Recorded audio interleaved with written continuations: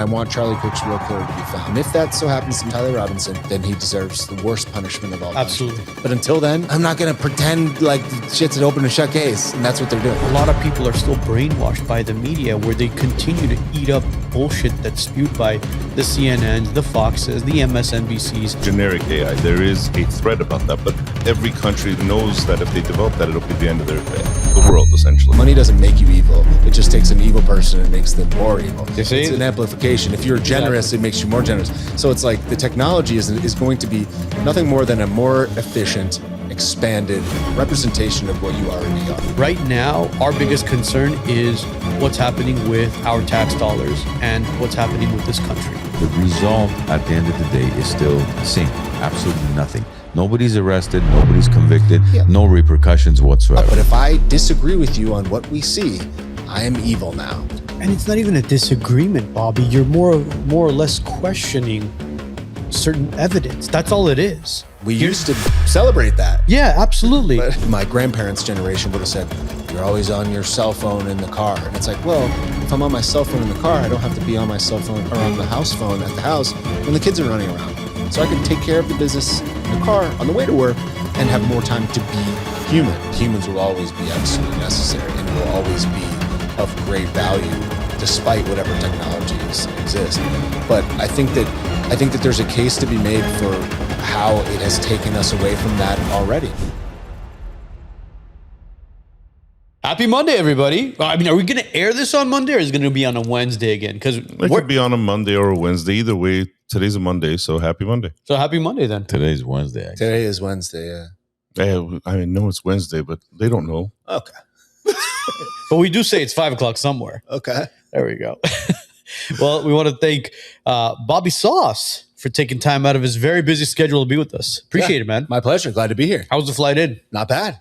Where were you flying in from, if you don't mind me asking? Florida, South Florida. But you're from Connecticut, From right? Connecticut, yes. So we got to have Bobby try the pizza downstairs and give an actual rating on it. Because look, Dave Portnoy, he goes around, has pizza, but New Haven style pizza has to come from somebody who's from Connecticut. Yeah. What makes Dave Portnoy pizza expert? I'm curious. Dave Portnoy. What do you mean? You just fucking self-entitled pizza critic. I don't know. Just like that, huh? Just like that. I mean, and then he could make or break a pizza joint like that? Unfortunately, yes. Wow. I That's, mean, that's probably from his, the Barstool days? I mean, well, Barstool Sports was a completely different type of content. He just kind of went around and he's a New York guy, right? Yes. He just, Well, New York guy. he's actually a Boston Well, he's guy. a Boston guy, but he lives in New York. He lived in New York, yeah. So, I mean, New York is known for, the pie, the pizzas. So I guess he just went around, created content, started rating pizzas, and people ran with it. Well, creating food content in general is very popular on social media for whatever reason. And like, there's a lot of people who are food supposed critics or reviewers, like on places like TikTok, and they don't even really give all that much of a review. They don't have a food background. They're not even really appealing to look at. They're kind of like weird and squirrely, and they have millions of followers. I think people just have like a fetish of watching people eat. And I think that if you just do it a bunch of times, you become the guy. I have I don't want to call it a fetish, but I love some of those clips on the shorts on YouTube where they'll have this beautiful dog that's eating raw food and there's a micro so you can hear every chew. Yeah. The dog, the Cane Corso biting into the rabbit's, frozen rabbit's neck, or the sardines and everything else. Chicken liver. Yeah, chicken liver. It's like, I want to have some of that. I mean, mukbanking at one point was a huge thing. But yeah, I think it still is. I'm more of a throw a rock off a bridge and it splash into the water type of guy. I'm more or a lawn cutting. I love a lawn cutting or a rug cleaning. Yes, rug cleaning. Yeah, those are pretty cool. It's so funny you said the whole rock throwing off a cliff. Last night, I swear, bro, it was like 1 a.m. I'm laying in bed, wife's passed out next to me, and as I'm doom scrolling, I come across this video of this guy leaping off of like cliffs into water. Yeah. And the first thing he does, he throws a rock to kind of pinpoint where he's going to be jumping. Yeah. And I caught myself for like 20 minutes just going through this guy's shit where it's like, oh, he's jumping from 5 meters. Oh, he's jumping from 25 meters. Oh my God, he's jumping from 30 meters. Yeah. Oh God, he's jumping off of a bridge. And I'm just like, oh my God. And this is the content that I enjoy. Yeah. Is it a millennial thing maybe? I don't know. I think it's just brainless. I think it's just brainless content. It's kind of, I think, why like women like watching, Desperate Housewives. It's like you can completely disconnect from any thought whatsoever. Like I love watching power washing videos, things like that. And it's just like, this is the complete absence of thought. And I think that that's kind of what it is. Yeah, my wife has caught me watching the carpet cleaning. Yeah. And she's like, why are you watching that? Honey, what I'm are like, you jerking off to? It's carpet cleaning. that carpet used to be brown. Look at it. It's You have no idea. Just wait for the climax. What?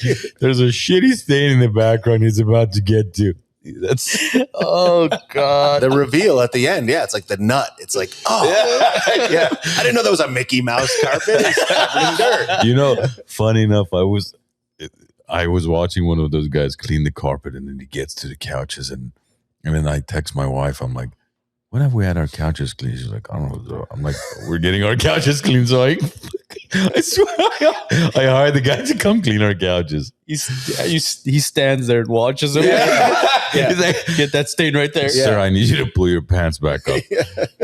No, don't worry about it. I don't have my pillow. Yeah. The pillow. You got the pillow. He's like, this guy's bricked up for couch cleaning. You make yourself an old fashioned. You got me with the brick. He's just like, oh man. I've been on the phone for the past hour trying to get into the building. Where the hell is customer service here, man? If you've got anger issues, try seeing a therapist. And if you've been hit by a car, call Alex Megeredchian.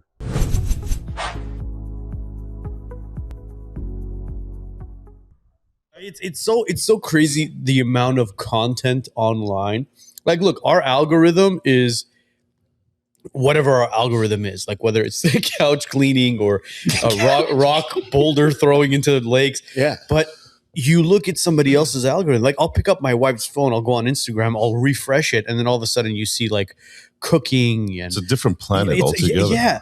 And then you kind of look at it and you go, God damn, man, where is all this shit being stored? Well, it's being stored in those data centers. That's why they're building so many data centers. It's to process AI. It's to store all this information. I think there was some statistic where it was like the amount of videos that exist in the world every day would take you like 100 years to watch, and that's created like daily. It would take you like millennia to watch every piece of content. Like it would be impossible to watch in a human lifetime. Even if you watched it 24/7, 365, you couldn't watch every video. Absolutely. I mean, you see some of the viral content that comes out where everybody jumps on that trend, whether it's some TikTok trend or Instagram trend where people are doing a dance or whatever it is. And you see the audio of it where you click on the audio to kind of see where the original video came from. And you can doom scroll that entire page, seeing thousands of people just doing that one stupid dance. Yeah. But then you've got some of your friends, followers who sometimes I feel like they will literally send you everything they see. Yes. They just go share. Well, you don't have to share 100% of the clips you watch. Share one or two funny ones here and there, but you don't need to share, 473 clips a day. Like I'm not going to watch any of them. Yeah. Share one, and I'll watch, and if it's funny, we'll laugh and whatever. But so look at this statistic. This is very fascinating. Over 1,074 new photos and videos are uploaded to Instagram every single second. Yeah. Every second. Yeah. That's crazy. 33.8 billion posts and stories and reels are created annually.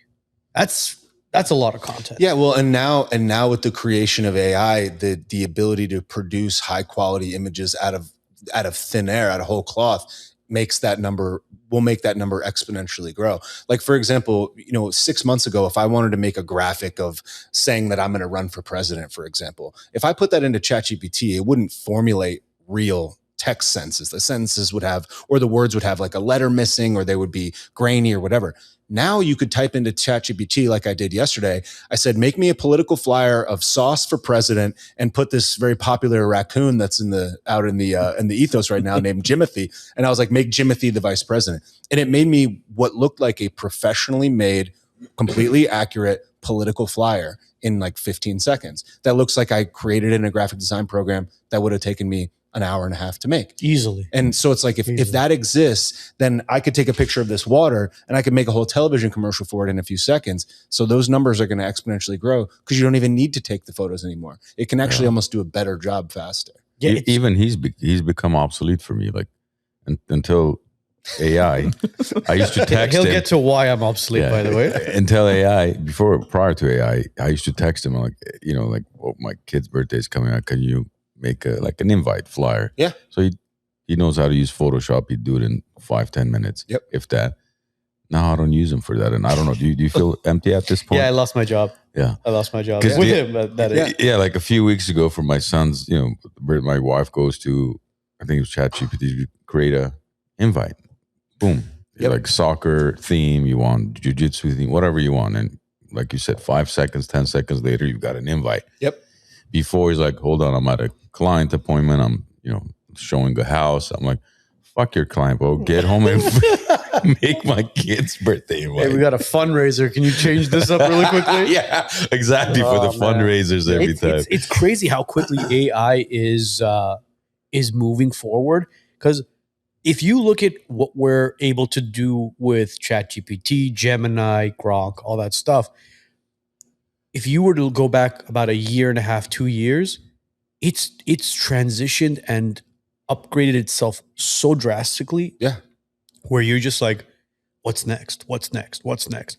As you mentioned, like text used to be grainy, logos used to be kind of like scrambled up. There was always misspellings. And there was always misspellings. Now before. it's much more accurate. And it kind of reminds me of that Will Smith AI. I don't know if you've ever seen that video. Yes. Where it was an old AI video, probably from like 2020. Spaghetti, yeah. Where he was eating the spaghetti. Yep. And you'd look at it and you'd be like, well, that looks so fake, and will it ever get better? And then all of a sudden you fast forward to 2026. It's a guy sitting in front of Will Smith, and you see the fork dip into the pasta, roll around the fork. Oh, yeah. And he puts it in his mouth, and you see it's crazy. Music, movies, everything is going to change in the next probably 5 to 10 years. I follow like a lot of futurism type of social media accounts. And I remember years ago, there was a guy that said that anytime in the future that you want to watch a movie or listen to a specific song, you'll be able to prompt the type of song or the type of movie that you want to watch, and it will render a unique, basically one-time use movie for you to watch. I want Denzel as a cop solving a mystery that has a sci-fi element. I want it to be 90 minutes long, and I want it to take place in wherever my home city is, Glendale. And it will be able to spit out that movie for you to watch right on the moment. And even now, I've actually manufactured a couple, or produced, whatever you want to call it, a couple of AI songs where, like, I made a song about Lindsey Graham. I made a song about Thomas Massey. For $15 a month, I joined a little AI thing. I type in a prompt, feed it some lyrics, or maybe not at all, and it makes me 3 incredible songs that are very catchy in 3 minutes. And it's like, I think that in the future, the very near future, television shows, movies, and music will be the same way. You'll be on your way home and you'll literally just say into your phone, I want to listen to something that sounds like Bob Marley, that's a little bit more upbeat, and it will produce it for you on the spot, and you'll be able to what percentage of, like, if I look at, let's say, I most of the music, if not all of the music I listen to, is on my YouTube app. I have different genres that I save.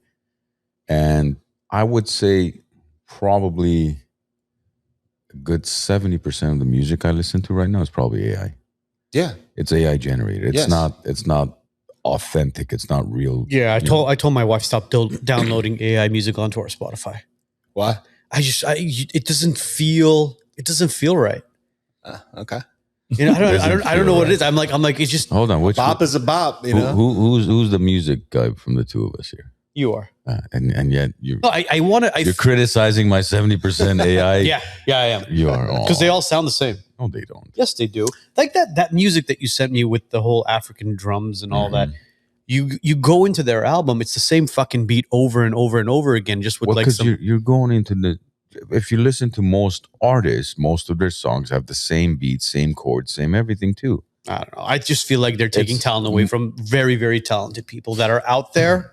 Well, it depends on how you view advancements in technology, generally speaking. Yes, I understand the artistic aspect of it, but I think I'm a big believer in duality. I talk about it all the time, where it's like there's a yin and a yang to everything. So it's like oh, AI is going to take jobs away.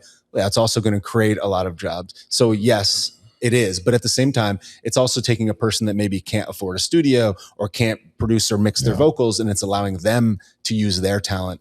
That's different. But creating the entire song with vocals and all that stuff and just throwing it out there and calling yourself an artist, I don't know, man.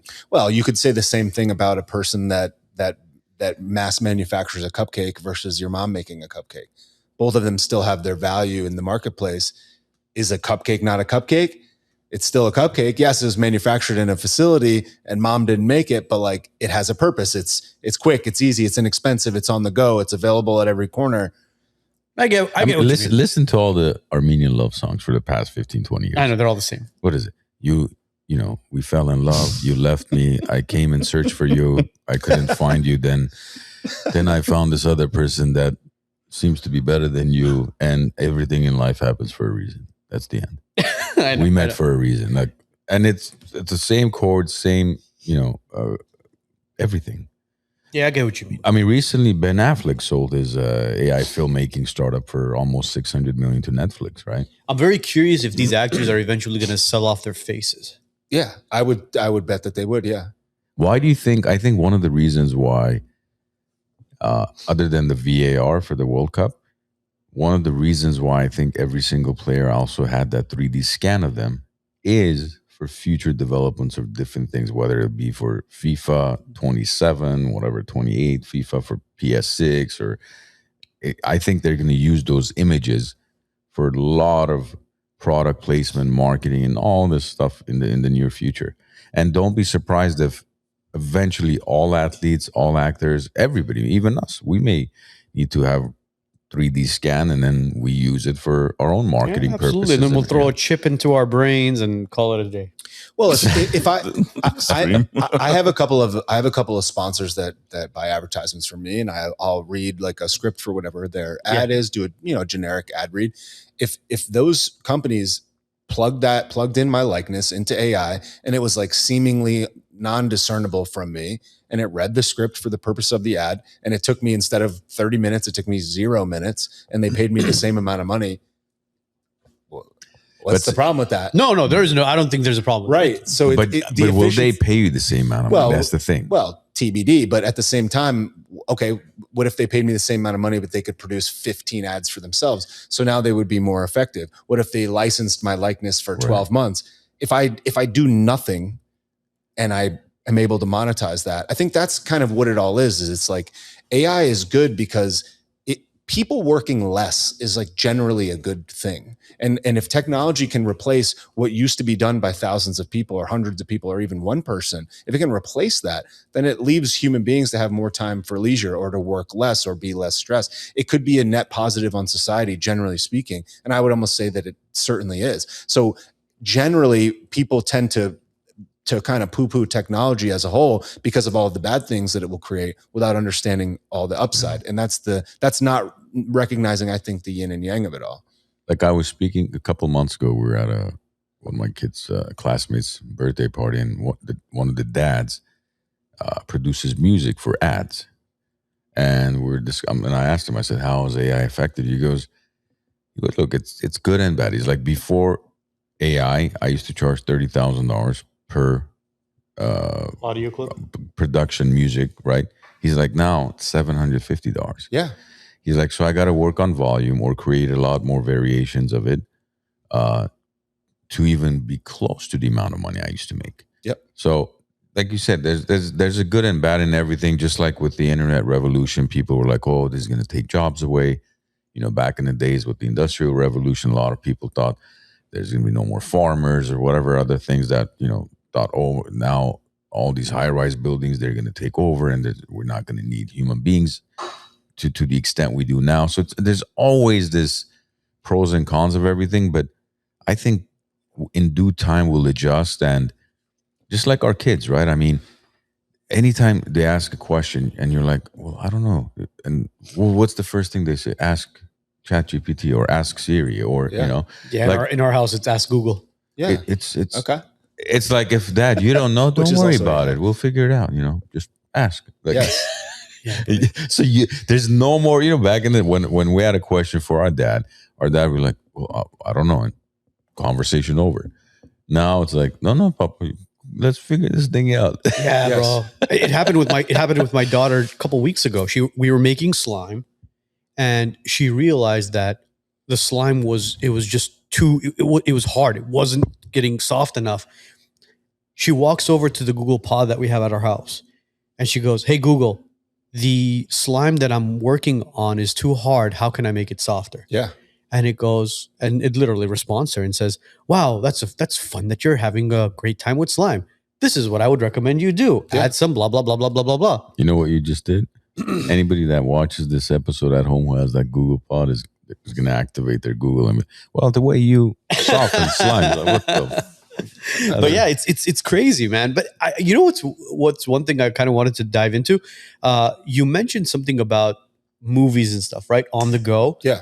Back in the day, you'd walk up in front of a 7-Eleven or a liquor store, and there was the red box, right? Yeah. You'd put in $1, you'd get a DVD, you'd go home, you'd watch it, bring it back the next day, put it in, back into the machine, and then if you wanted to rent another movie, You had 72 hours, I think, with that. something like that. It was like 24, 48 hours, whatever it was.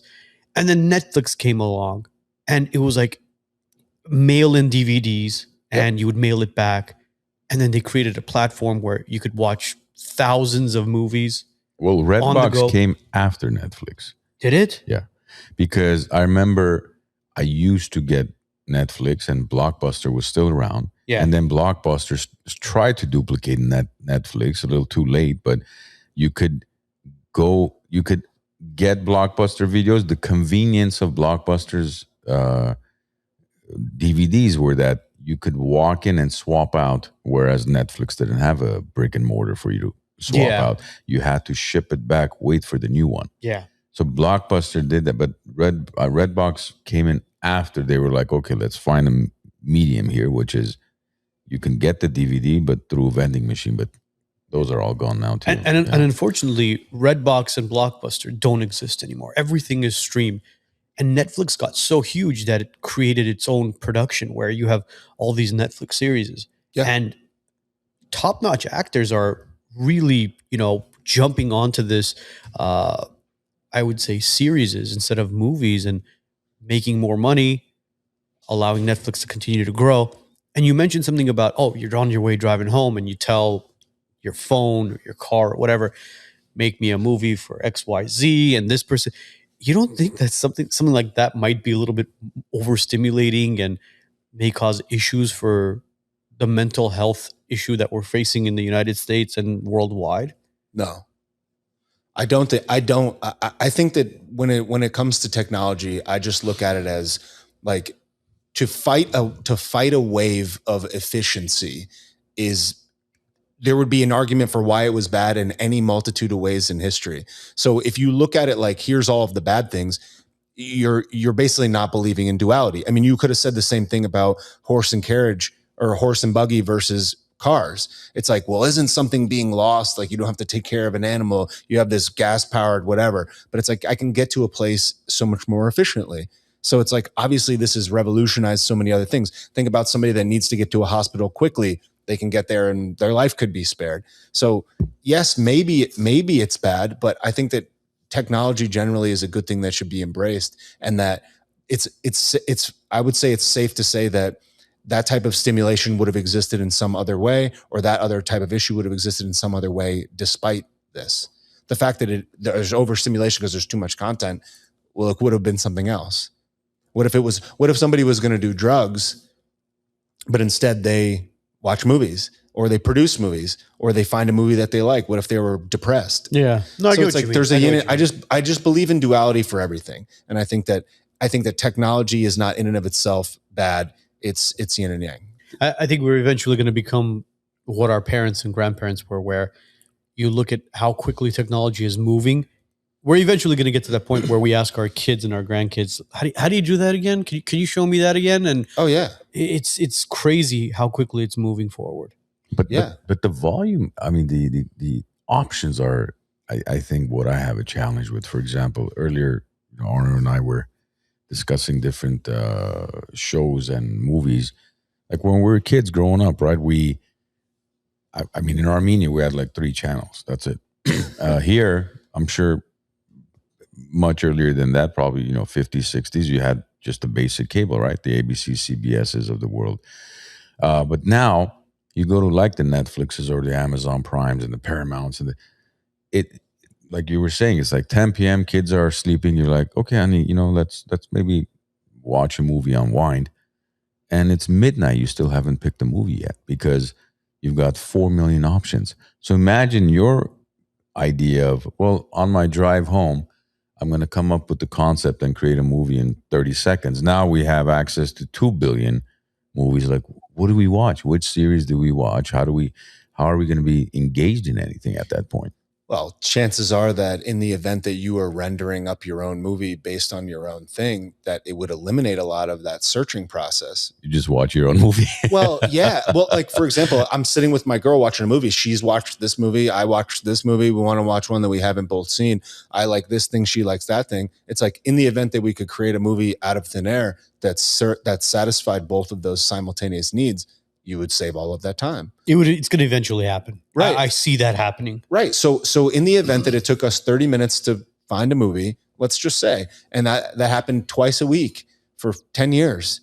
Okay, that's 30 minutes twice a week. That's an hour a week, 52 weeks. You're talking like days and days of time is lost for nothingness, where technology, AI, whatever, would replace that. So what happens in that extra time? Is that more time in nature? Is that more time exercising? Who knows? But I generally believe that technology is for the most part, working to our benefit, making things more efficient. Yeah, use it as a tool. Don't rely on it too much as a lifestyle, in my opinion. Yeah. Well, there was a quote from Elon Musk a while back where he said something along the lines of, technology is not going to be AI versus humans. He's like, the humans are going to be using the AI. The AI will become part of the human in the sense that it will enhance their ability to do something. And even though the vast majority, if there's no chip in our brain right now, it's in our pocket, it's strapped to us. In the event that it could hear things that we're saying, we already kind of are merged with a computer. So it's like, if we can do things much more efficiently with this, I think that it actually makes us more efficient, means that we could work less, be less stressed, generally be healthier. If you look at it as the negative, you could do that with any multitude of things throughout history. Yeah. And I think that for the most part, it's good. It's a double-edged sword because, as you mentioned, it may not be a chip in your brain, but it's something that's attached to us. And it's very convenient. It makes life a lot easier. You got to look something up, like the stat that I looked up for Instagram, right? At our fingertips right away. So when I say it's a double-edged sword, the reason why I say it is because how much of our brain is going to rely on this rather than memorization or studying or reading, for example, a book and just remembering that book instead of going back into AI and saying, hey, listen, there's a book called XYZ. Can you give me the main character and the, the plot behind that book and make it short and sweet and to the point? I think there's a fair case to be made about what it would do on people's memory. That's the biggest concern that I have. But at the same time, in the event that you didn't need to know it, then does it need to be there? Like, for example, like if I don't know how to fix a toilet off the top of my head, but if I can figure out how to fix a toilet in 1 minute and I can get a video that shows me exactly how to do it, did I even need to know it? The only environment that this is a negative is in the event that there is no internet at all, that the absence of this is there and now no one knows how to do something. So it's like, do I need to know a non-pertinent task if I can find out how to get it? Yeah. No, I agree. or possibly generic AI. That's the more dangerous thing, I believe. What do you mean generic AI? Well, there's generic AI where it develops on its own. So all rails are gone, handrails are gone. It's like it's just open. So essentially, it can produce its own thing. It could develop its own software. It could just and then you unplug improve. it. And then you unplug it. Yeah, but you can't unplug it because it always makes a copy of itself somewhere else. I mean, look, at the end of the day, I've seen stuff where people go down a rabbit hole about AI taking over and using humans as slaves. Well, that's this is a fact. Generic AI. Man, No. You're not listening to what I'm saying. You're cutting me out halfway. I'm saying is generic AI. There is a threat about that, but every country knows that if they develop that, it'll be the end of the world. Essentially, it's a known fact. It's called generic AI. If you look at it, or generic AI, I believe. Well, Elon had talked a lot about regulating AI and having there be some type of authority that said it can't do X, Y, and Z. There has to be. And he sounded the alarm about this, and I thought that was accurate. But he was very frustrated in the fact that it fell on deaf ears, and he's like, "Okay, well, you guys don't understand what's about to go down," and that regulation does not really exist. So Regulating it how though? As far as regulating the types of you have to go to his specific reference, but regulating the types of things that it can do, who can be in control of it, what types of things that it can process, for example. Can it operate a weapon, for example? Could be one. Besides that, AI essentially the repository was local. It was not open to the internet from the beginning. Originally, it wasn't open to the internet. It was more localized. So that was a big deal in itself, to open up the repository to be the actual internet where people could feed the information in. So that opened up. That safety, concern was gone. Now it's the agentic AI or the general AI, where it could think for itself. It's essentially alive. I mean, whatever, man. It's a tech. There is a viable threat. I don't think we're there, but it's a possibility, in my opinion. So, do you think we're becoming, or will become, more advanced and less human as far as, especially the next our children goes? Because how do you teach character and hardship and purpose for life when everything is at the tip of your fingertips? Us growing up, when we were doing classwork, we had to drive to the library, pull up archived newspapers and pull up books and talk to the librarian and to do one simple science homework or history homework. Now it's, I got to write a paper. You can literally go to medical school, law school using ChatGPT. Yep. And it pretty much, you'll probably get 50, 60, 70% of your work done for you. The other parts, obviously, you still have to know to go take the tests or whatever you need to do in class. But I mean, you don't think it's going to take the human aspect away from what we're accustomed to? Yeah, I think that it will to some degree, but I think that there's a reasonable case to be made that first and foremost, that humans will always be absolutely necessary and will always be of great value despite whatever technologies exist. But I think that there's a case to be made for how it has taken us away from that already. Like, for example, when my parents, were in college, if they wanted to meet up with a friend at a restaurant or out at a party or something like that, and they went there and nobody was there, you go home, the night's over. That's it. It's like, I don't know where they are. They don't have a phone. That's that. So their night was over. Now, in the event that they went to another city, like, for example, me right now, I have friends that exist here that the only reason that they know that I'm here is because we're connected digitally. And now I can go and meet up with a friend for dinner or for lunch. So now that human experience would have no longer existed back in the past. Oh, what's your home phone number? So I think again, I believe that everything, generally speaking, is duality. So it's like, for everything that is lost, a new thing is gained. And I think that there's a case to be made that my grandparents' generation would have said, you're always on your cell phone in the car. And it's like, well, if I'm on my cell phone in the car, I don't have to be on my cell phone or on the house phone at the house when the kids are running around. So I could take care of the business in the car on the way to work and have more time to be human. So there's a case both ways all the time, I think. Yeah, it all depends on how you utilize technology. Yes. There's people that abuse it. Yeah, it's like money. They say, money only amplifies the type of person that you are. It's like money doesn't make you evil. It just takes an evil person and makes them more evil. It's an amplification. If you're generous, it makes you more generous. So it's like the technology is going to be nothing more than a more efficient, expanded representation of what you already are. That's a fascinating way of putting it. We talked about this a couple of weeks ago where we said money doesn't change people. Money just shows you who the person really is. Yeah. And technology can be the same thing. Yes. That's a very interesting perspective as well. I agree with that, definitely. Yeah. Technology should move your business forward, not hold it back. At Titan Elite IT Services and Consulting, we make sure it does. Our clients don't wait days for help. They get real-time answers, fast resolutions, and dedicated support, both on-site and remote.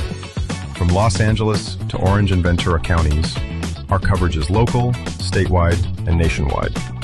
When you need us, we're already on the way.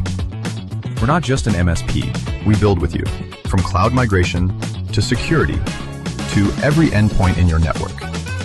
At Titan Elite, we don't just solve problems. We prevent them from happening. We become a part of your team and we grow with you. Titan Elite IT Services and Consulting. Strategic, scalable, trusted, and always on. Are you looking for a place to kick back and celebrate? Well, the Glenarden Club has got you covered. Upstairs, you got a private lounge with a cigar room. Downstairs, you got the Moose Den, where you can have cocktails and private events. Hey, are you even hungry? They got an outside pizzeria serving one of the best pizzas in town. If you're interested in becoming a member with the Glenarden Club or booking an event, contact the Wisenuts. We'll connect you to the boys at the Glenarden, and you can become a member here or host your next gathering. Want to kind of dive into Bobby himself.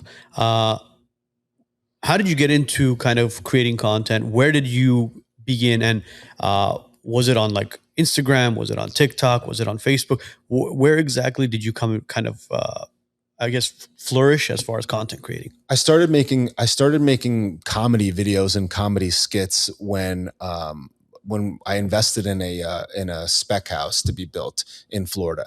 And I just documented the spec house being built over the course of 10 months. And I made little update videos in my Instagram stories of the things. What's a spec house? A speculative real estate house. So a house that you build for the purpose of selling to an unknown buyer. So you make it relatively generic. It has kind of the bare bones, but it's a 3-2 in a specific neighborhood. Do we have that term here, spec house? I mean, ours, we don't call it a spec house here. We either call it new construction, we'll call it a flip, something like that. Yeah, it was a new construction speculative real estate play. Like we're gonna build a generic 3-2 that we think would work in this neighborhood at this price. We're gonna get generic enough stuff that somebody could come in and make it their own. Anyhow, I documented this house being built every day with kind of funny quips. I was like, and I don't know anything about building houses. So I was like, we got a tube over here, we got a stick, got a rod over here, a couple logs in the back here, got a hole for the pool. And I made these comedy skits around this house. And when the house was done, the 2020 election was coming up and I was thinking about politics a lot. So I started talking about political stuff. And then one of my political videos just blew up overnight. I had 800, 900 followers, something like that. And I had 5,000 in like 2 days. So I said, why don't I just make an Instagram video every day until the election and see what happens? By the time Trump got elected, not elected, whatever, lost, was stolen, whatever, I had like 25,000 followers. I had done a couple podcasts and I thought, well, let me make it until the actual inauguration day because, they were telling us that the ballots are marked and, Space Force tracked the ballots and Russia turned the election. So I just figured I would document until, he got in and then see what happened. And the comedy kind of wrote itself and I've been making videos ever since. Started on Instagram out of nowhere and then built the Facebook, the TikTok, the YouTube, the X, all that stuff after. But were you a comedian prior to that? No, I'm a web developer. I was a self-made entrepreneur. Just a funny web developer. Yeah, built websites at home. You know what it was? We got something in common there. Yeah, not the funny part, Joe. Yeah, not the funny part. The web development part, yes. But thanks for clarifying that. When I was 34, 33, I kind of had like an existential moment where I was like, if I died tomorrow, what would they say at my funeral? And I thought, being the website guy just wasn't wasn't really utilizing the majority of my value, my creativity. It's like, oh, he made a bunch of cool websites. Like, that's great. Who cares? And it was very frustrating. And I remember a quote from a long time ago. I think it was Jim Morrison. It was like, never let the music die on your lips, something along those lines. And I thought, what's the one thing that I think that I would be great at that nobody knows? And it's like, I think I'm pretty funny. Let me just make some videos. Let me just go out on a limb and make these. And the house created a convenient opportunity to do so because the camera was faced at the outside. It wasn't me jumping on and being willing to embarrass myself. I was just pointing at stuff. I was on the other end of the camera. So I started making the videos to be like, you know what? If I get made fun of, if it's a complete flop, at least I know that I tried to do it. And that was where it kind of all began. But I was just a web developer working at my house. And now this is what you do full time. I mean, it's like, I would say that I spend a disproportionate amount of my time for the income that it generates. Like I would say it probably generates 20% of my income and takes up 80% of my time. But I still do the web development stuff. I just do it much more efficiently than I used to for way less time. So it's not like my full-time job. It's kind of a side hustle, but I spend full-time job time on it. I mean, you enjoy it. Yeah, it feels purposeful. And I think that that's the thing that was missing from the web development is like, I always felt very good building websites for other people and helping people grow their business, but it didn't feel purposeful. It didn't feel like it mattered to a degree where it was like, if I died, somebody would be like, wow, he really did something that matters. And, people's varying perspectives will say that what I'm doing now for this is not purposeful, but like other people would say that it is. You changed my mind about how to think about this political issue or you provided some type of comic relief at a time when the whole world was shut down, and that gave me a lot of joy. So what I'm doing now seems much more purposeful than any of the web stuff ever really did. Yeah, we saw a lot of your content and what the purpose was behind certain elections and morals, values, and principles. And we agreed that we align with a lot of it. And that's one of the reasons why we wanted to kind of sit down with you, because we were like, dude, Bobby has the right views, the right morals, the right values. And it would be great to not only see you on the phone, but sit down and actually have a conversation with you. Yeah. And that's one thing that's truly missing in society is people interacting with each other. It's so sad how communication is through these damn phones and text messages. You see a lot of these Gen Zers and Gen Alphas or whatever you want to call them, where they'll sit at a restaurant or they'll sit at a park or a cafe and they'll text each other. They won't talk to each other. Yeah.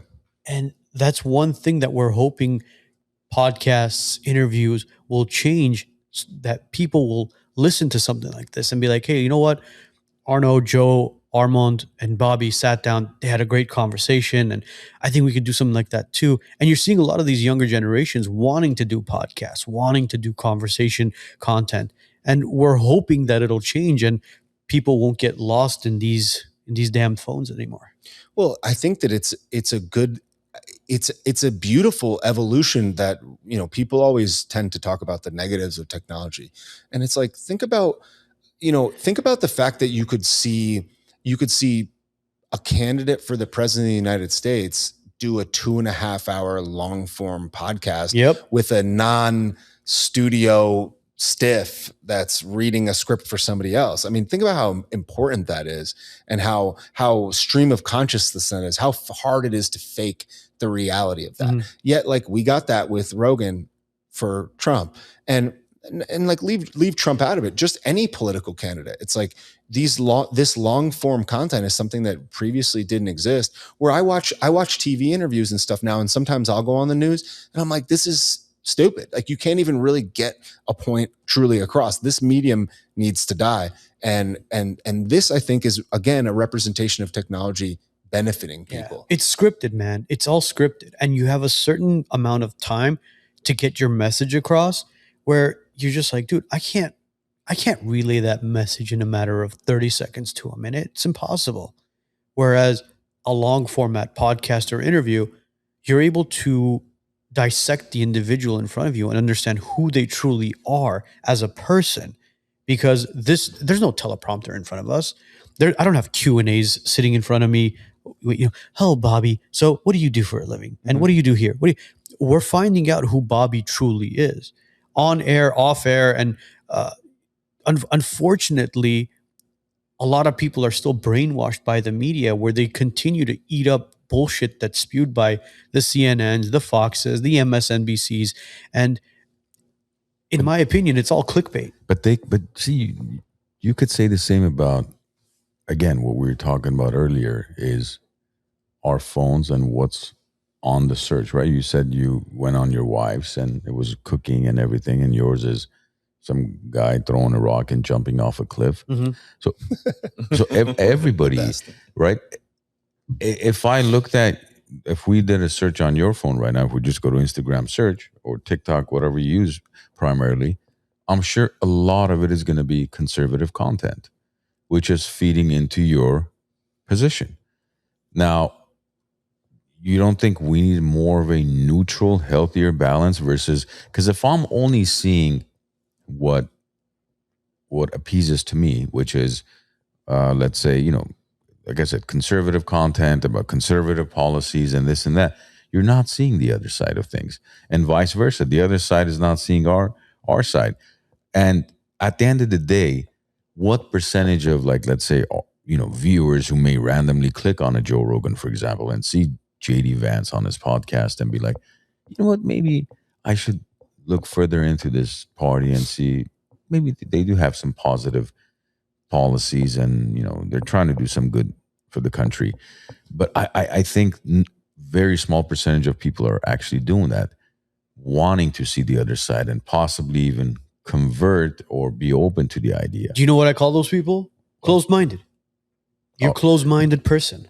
Well, you're closed-minded for not believing in furries? Yes. Oh, is that what it is? Listen, man, common sense needs to be brought back to the table, because when you see shit online, and look, a Democrat or a liberal or a progressive can sit down with us, have a conversation, bring up your viewpoints. If they align and there's something in there that makes sense, by all means, I'm open to it. But if you sit there and you try to convince me that a man can convert into a woman or a woman can convert into a fucking dog, that's off the rails at this point. I mean, we've had people sit down here. It's possible with technology. Is it? With technology. Is that with AI? Yeah. Oh, God, give me a break, man. Look, we've talked to Democrats before. We've talked to conservatives. We've talked to everybody. And we're open to having conversations with people. Right now, our biggest concern is what's happening with our tax dollars and what's happening with this country. Because as immigrants, people who were not born in this country, we moved and we left communist Armenia for a better life here. What we want is what we came for, which is the American dream, a better life. But what we're seeing right now is with the Trump administration, and we voted for him 3 times as well. Mm-hmm. We can criticize him because we voted for him. Yeah. What we want is what's America first, what's best for us. You don't live in California. We live in commie California. We've seen the homeless crisis. We've seen the mental health issues. And we continue to question people, asking them, listen, are you okay with our governor? Are you okay with our mayor? Because we're tired of seeing homeless people vaccinate each other underneath the 405 passage, day in and day out. Yeah. Staying safe. Yeah, exactly. So at this point, can we vote these people out? If you continue to vote these people in, it's no longer a common sense issue. Now it's a political grab, because somebody's getting paid under the table to continue to create chaos in Los Angeles. Mm-hmm. So at this point, what we want is to get our message across that we want what's best for America. Stop sending money to Ukraine. Stop sending money to Israel. Stop sending money to foreign countries. Fix the problem here. Mm-hmm. Would you agree? Yeah, of course. I mean, the fact that even has to be said is like preposterous on its face. And it's just a testament to how messed up things even are. It's like, if you're $40 trillion in debt, and we're sending money to Egypt, and we're sending money to Jordan, and we're sending money to Israel, and we're sending money to insert country when we're broke and people are suffering here. Like, that seems to be like, how is that even, that's a non-starter. I don't understand how any person can rationalize that. And it's like, when you really think about it, why do most things happen that don't make sense? It happens because somebody sees to benefit as a result of it. Somebody's able to make money downstream from whatever that bad thing is, and they're willing to sell out their country or their community or their people to self-enrich. So the homeless crisis is a perfect example. Who benefits from the homeless crisis? Well, a lot of these people that are building these overpriced homeless apartment buildings are making a ton of money. A lot of these people that are running these these treatment centers or whatever else, they're making a lot of money. The politicians that can always go out on the street and give you $2 to cast your vote for Karen Bass, which there seems to be some evidence to support that. Well, they benefited as a result. Well, who benefits from Karen Bass getting in? All the people that are downstream from the deals that she would potentially create, from all the woke industries and other investments that the county or the city makes as a result of that. So it's like all of these people are collectively on the take. So when you say something that is America first, or I want to keep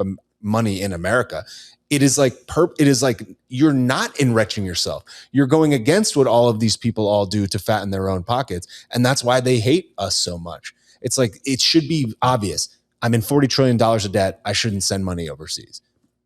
Any rational person would think that, especially if the government's bank account was their own. If you had a buddy that was $400,000 in debt, and he was like, well, he's my friend, he's my ally.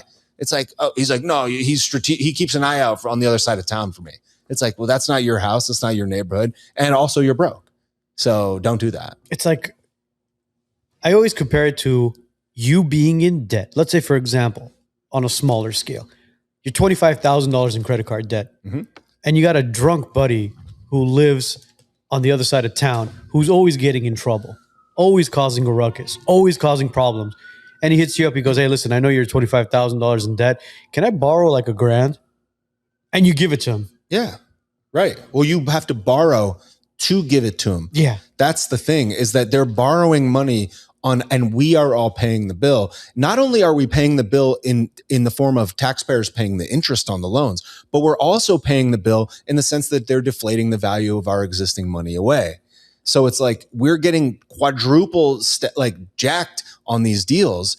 And the fact that people are arguing for them, to me, makes the only thing that makes sense is that they have loyalty to that other country.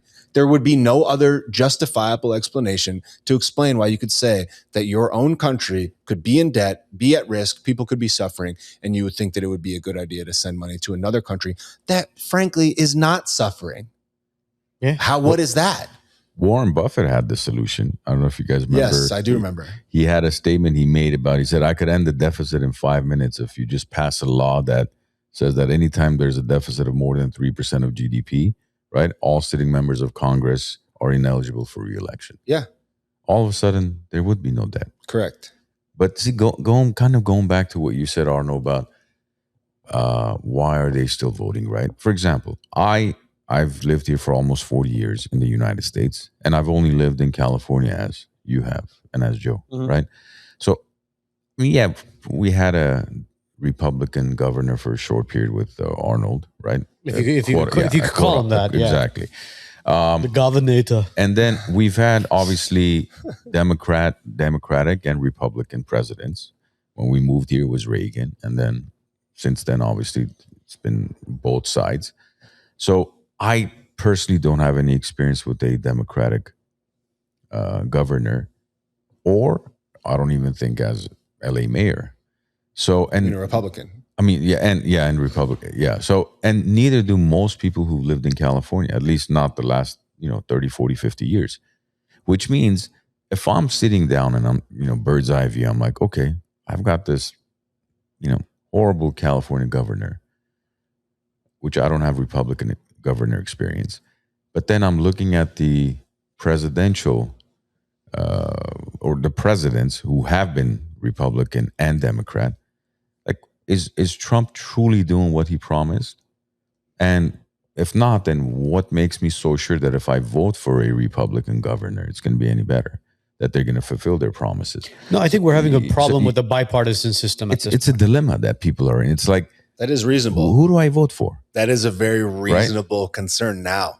Yes. Because if you asked me 2 years ago, when Trump was getting elected, I would have been like, oh my God, it's so obvious. Like, how could you even think for a second? But now you have a year and a half of the Trump Republican, the right controls the Senate, it controls the House, it controls ostensibly the Supreme Court. We have the executive, yet all these promises. Well, here's the real question is it that he can't do it or is it that he won't do it? Yeah. That's the real question. And I would say that in the event that he can't do it, let's just say that that's what it is. Why isn't he saying that? He's not saying that he can't do certain things. He's just saying, oh, that's not important. Or he finds a way to justify explaining it. It's not like he's like, this person is blocking my ability to do this. And it's like, if you controlled all these aspects and you still couldn't do it, well, then what does it even matter anyways? And I would say that I think that we were sold kind of a raw bill of goods from the Trump administration, and they heel turned on a lot of major policies that they have not come through on. And people keep inhaling ridiculous amounts of copium saying that it's about to happen in 6 months, 12 months, whatever else. And before you know it, as I said before we got on the air, he's going to be out and they're going to be like, don't worry, Barron Trump is going to do it in 2030. When Barron Trump is the emperor of the earth in 2046, because the military is in charge until then it'll be solved. And it's like, everybody will be long gone by then. And they'll be like, no, like Barron Trump's grandchildren are going to do it. It's like, okay, we just need martial law. That's what we need. That's what once we get to Mars, then we'll have it figured out. Yeah. Yes. And the other day, I think Bibi made a comment about how, we don't want to be at war with Iran. We're not even at war with Iran. Yeah. And then we have our Mr. President Trump, who, if you are Mr. No New Wars, right? Yet this guy makes a comment as such, and he's the reason why you're at war with Iran.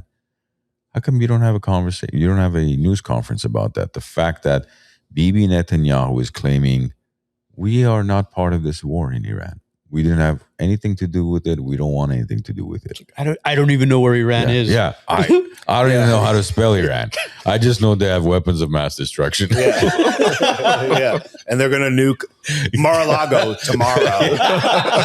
Unless we spend $1 billion. So Barron Trump doesn't become president in 2046. Yeah.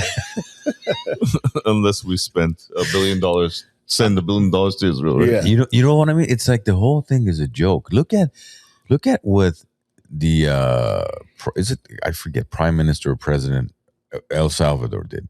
Like, in a matter of couple of years, this guy has cleaned up the country to almost zero crime, zero corruption, zero bullshit. Yeah, it's one of the safest countries in the Western Hemisphere. I've thought about moving my family to I have them on Rosetta Stone learning Spanish right now, so we could potentially move to El Salvador. Like, no, in all seriousness, there's so much investment opportunity there now because Google invested there. You see, it's crazy. Yet we can't even. I mean, it's just sad how, like the other day, we had that flood in Santa Monica, right? West Hollywood. West Hollywood. Like we can't even figure out our plumbing system in California, right? In Los Angeles, the fourth largest economy in the world. Yeah, we can't figure out our plumbing system. And then we expect there to be no fires, no natural disasters. And it's funny.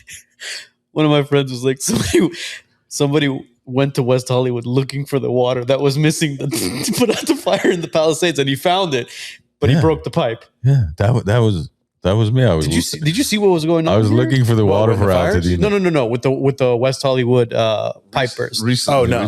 So there was a massive pipe burst that flooded the entire streets of West Hollywood, damaged millions and millions of properties. Millions of dollars worth of property was damaged. Sorry. Millions of dollars worth of property was damaged, from cars to condominiums, basements. Like it was a shit show. And was Karen Bass in town? No, I think Karen Bass was at the FIFA. Was she in Senegal this time instead of Ghana? Senegal. Because somebody was getting a pin in Ghana. It's become a shit show. And again, like I said, when her time is up, and if another Democrat runs for mayor, they're going to continue to vote for that same stupid machine again. Well, we have November coming up. It's not like it's over yet, right? No, and it's either her or Tia Rahman, so Bass is going to win. There's no way. Spencer Pratt got screwed out of that election. Right. But again, Rick Caruso proved that there's no beating this machine. Right. You got a billionaire who dumped in so much money into his campaign, and he couldn't take it down. Right. So, Well, it's not who votes; it's who counts the vote, right? Didn't Stalin say something like that? yeah. Well, it's also, again, it's like the only explanation for any of these things, for how you could frame up how this could even happen, would be that somebody was seeing to benefit from it financially. So it's just like all of these people that are incentivized for it to stay the way that it is are all on the take. That's why you see people like Samuel L. Jackson jumping in to endorse Karen Bass for mayor. It's like he is so far removed from the inner workings of actual LA. Yeah. Like, he's very rich. I'm sure he lives in a gated community and never sees none of this. He doesn't see anybody vaccinating themselves under the bridge. He's not affected by the police presence or lack thereof. He's not affected by, the gas prices being higher than anywhere in the nation, because he does not, a tank of gas doesn't matter to him. Like, it doesn't matter to most like middle to upper middle class people. It just screws the people on the bottom. So it's like Samuel L. Jackson will come in and endorse Karen Bass for mayor. Why is that? It's like, because downstream, he sees to benefit as a result of the types of things that they put into place. Oh, they have a cutout for the film and TV industry. Oh, they have a cutout for this type of thing. Or these people can be 1099 employees instead of forcing them to be W-2. There's a cutout for that. Or during COVID, when the entire state is shut down, you can still film a movie. You can still serve lunch in the parking lot, filming a movie while shutting down that exact same small business in that exact same lot and destroy that person. But the movie industry gets to produce movies. So it's like all these people are on the take. It's the only way to explain why anything is the way that it is. Well, they got to feel it on their skin, just like Spencer Pratt felt it on the skin. Right. His home, his parents' home, burnt to the ground, and he was like, you know what? Enough of this shit. But again, you mentioned it. Samuel L. Jackson and all of these A-list celebrities probably live in these lavish gated communities, for sure, away from all this stuff. And for them, it's kind of like, you know what? I'm an influencer. Hey, Samuel, I know you haven't played in a movie in a while. Here's a couple $100,000. Can you just plug it into your social media so yes, the woke crowd can see that, oh, look, Samuel L. Jackson is going to be voting for Karen Bass, and we can get a couple 100,000 votes out of it. Well, yeah, but the thing about it all is that all of these things are intertwined, where it's like, okay, Samuel L. Jackson does commercials for Capital One. Well, look, I'm just going to draw a parallel. I don't know anything about the owner of Capital One, but let's just walk down the path of how this would be real. It's like if Capital One had a huge headquarters in the state of California, and they got some carve out from the mayor of Los Angeles to build something, or some subsidy to build some building there, and they got some type of carve out. Well, Capital One is interested in having Karen Bass be reelected. Samuel L. Jackson is the speaker for Capital One. They say, hey, we really need Karen Bass to be reelected. You have a contract renewing for 50 more commercials. It's going to be in the Super Bowl. It'd really be a shame if we had to get Kevin Hart instead of Samuel L. Jackson. You wouldn't want that to happen, right? Okay.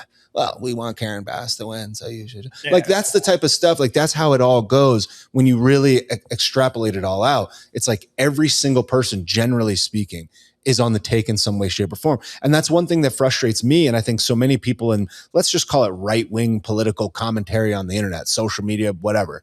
It's that, like, a lot of these people will come up as being organic voices, just like me, like a normal everyday person, and then some PAC or some group or some affiliation or some organization will bring them in with promises of cash and say, you have to have, or we need you to push these sets of ideals. This politician is bad and this politician is good. And if once they're on the take or under that umbrella, they'll kind of sell out their own beliefs. They'll sell their own voice, their own likeness. And then eventually they'll sell out their own country and their own party and the people that believed in them to be an organic voice, so that they can push the next thing that just takes care of them and their family. Yeah. And then they appear to be organic, yet, oh, look at that, they're invited to the gala at Mar-a-Lago. Oh, look, they just got a primetime interview with Mike Johnson, the Speaker of the House, some social media guy. Oh, it just so happens to be that they're pushing this thing, which is supported by some PAC that's financed by some billionaire that really wants Trump to win. And if you want this advertising opportunity, you best not speak bad about this country that I like, or this issue that I don't want you to talk about. So they don't have to pay you to shut up, but they have to but they have the carrot to be able to take away your access or your money if you speak out against it. And that's how they hold all these people. That's how they trap all these people. And then people that are on the outside, that this is not their full-time job, they look at this and they go, wait a second, all the paid propagandists that are on TV, that are on the news, that are on Fox News, that are writing for the Wall Street Journal or whatever else, those exact same propagandists exist, except they're on social media and it looks like you or me in their house. Meanwhile, they're collecting some paycheck from some PAC that's interested in foreign aid to this country or this type of issue being pushed or whatever else. And they're all collectively on the take. And now the job is to figure out who those people are so you can ignore them.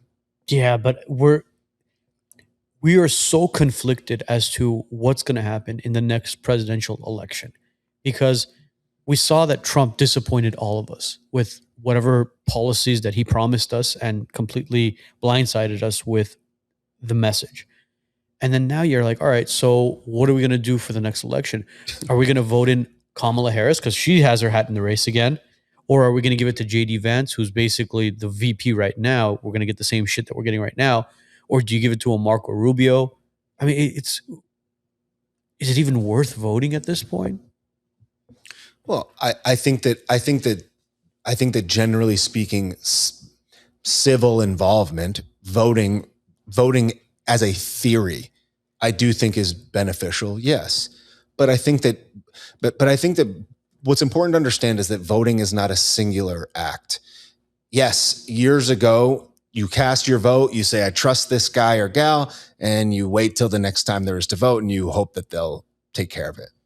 Now, in the present day, if you have to be involved all of the time, because if you look away and you trust your guy or gal and and you don't hear much information about one issue or how they deal it with to the next, then you're basically hamstrung. So how does this get changed in the future? The way that it gets changed in the future is that people are involved in politics all the time, every day, that they have to be talking about it online and voicing their opinion because there's a new special election that comes up or there's a new event that they're going to speak at, and you can ask them those questions and get them on video lying about something and then get them out quickly. So people need to be involved, not just in the vote itself, but in the discourse about what is happening on a day-to-day basis. Hold them accountable, basically. Yes, look, I voted for Trump 3 times and I want him to do all the things he's going to do. But there's 2 positions that I can have. Position 1 is I sit on my hands and wait for the 4 years and see what happens. Position 2 is I weigh in on every single decision as much as I possibly can. And I say, well, what about this? When the people speak up and they are, let's say, armchair or digital activists, let's just call it that, it forces them to respond to those things and feel the effect of those things in real time. If all the people didn't voice their issues with the Epstein files, he wouldn't have been asked about the Epstein files so many times in press conferences. And then we wouldn't have had these clips of him saying, you guys are still talking about the Epstein files. Now we know how he feels about it. If we based it on what he said when he was campaigning, we would say, oh, it's coming soon, but it's not. So it's like the people voicing their discontent with one issue to the next got that clip. And then now, instead of waiting till the 4 years is up, the people are going to make their voices heard in the midterms now. Yeah. So they're going to see in the midterms, okay, well then you want to say that you're going to do a bunch of things and you're not going to do them. You're going to feel that in the midterms. If we all just disconnected and just cast our vote every 4 years, then they would have 2 more years to do whatever else. Well, if we want to say that voting for Trump is so good and voting for the right is good, and I'm not saying we should vote for Democrats, but it's like we're in a new war. Would that have happened? Would we have let that fly if Kamala Harris took us to Iran? Would we have said nothing about that? No, we would have freaked out about that. Would we have been okay if Hunter Biden was getting $100 million loans from the DOD? No, we would have said that that's corrupt. Yet Donald Trump Jr. does that. So what the hell are we even talking about? It's like if you don't pay attention and acknowledge what's going on here, then you're destined to be ruled over by corrupt people. And that is what I think is happening. So yeah, we need to vote. Yes, it matters. But what matters way more, I think, than voting is being involved in the civil discourse all the time. It's the only way to really, truly hold them accountable. Yeah, with the whole Epstein files, he promised to release the Epstein files and we're going to get to the bottom of all this, the JFK files, the MLK files, all this stuff.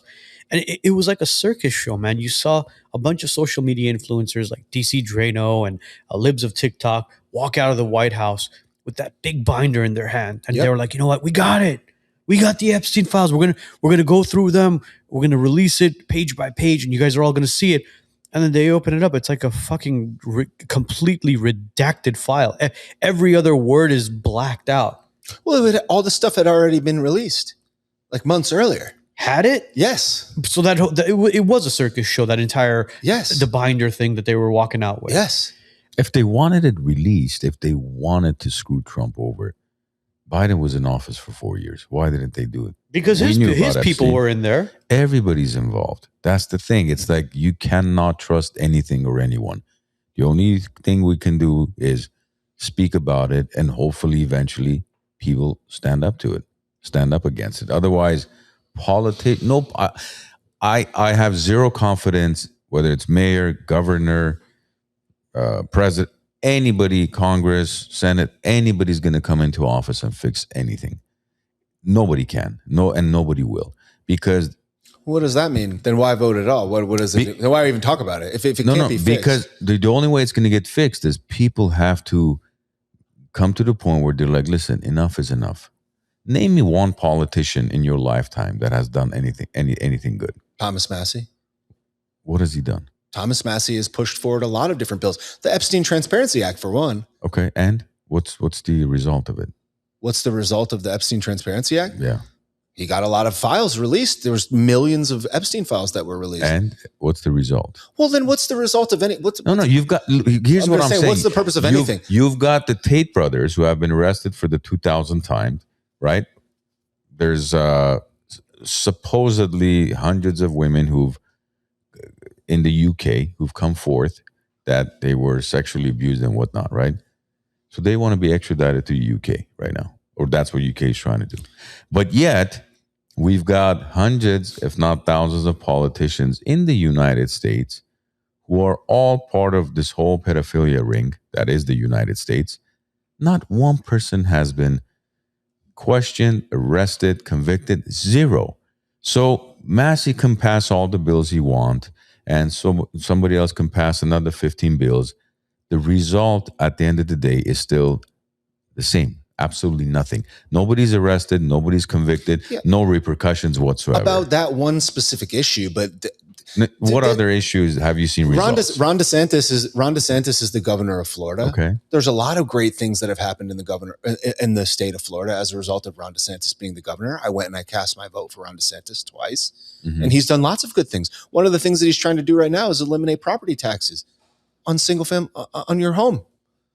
That's huge. One of the things that he did as the governor of Florida was he decided that to not lock the entire state down for nearly as long as they did in California.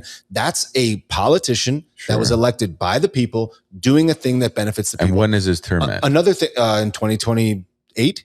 Okay. Or 7, I think it's 28.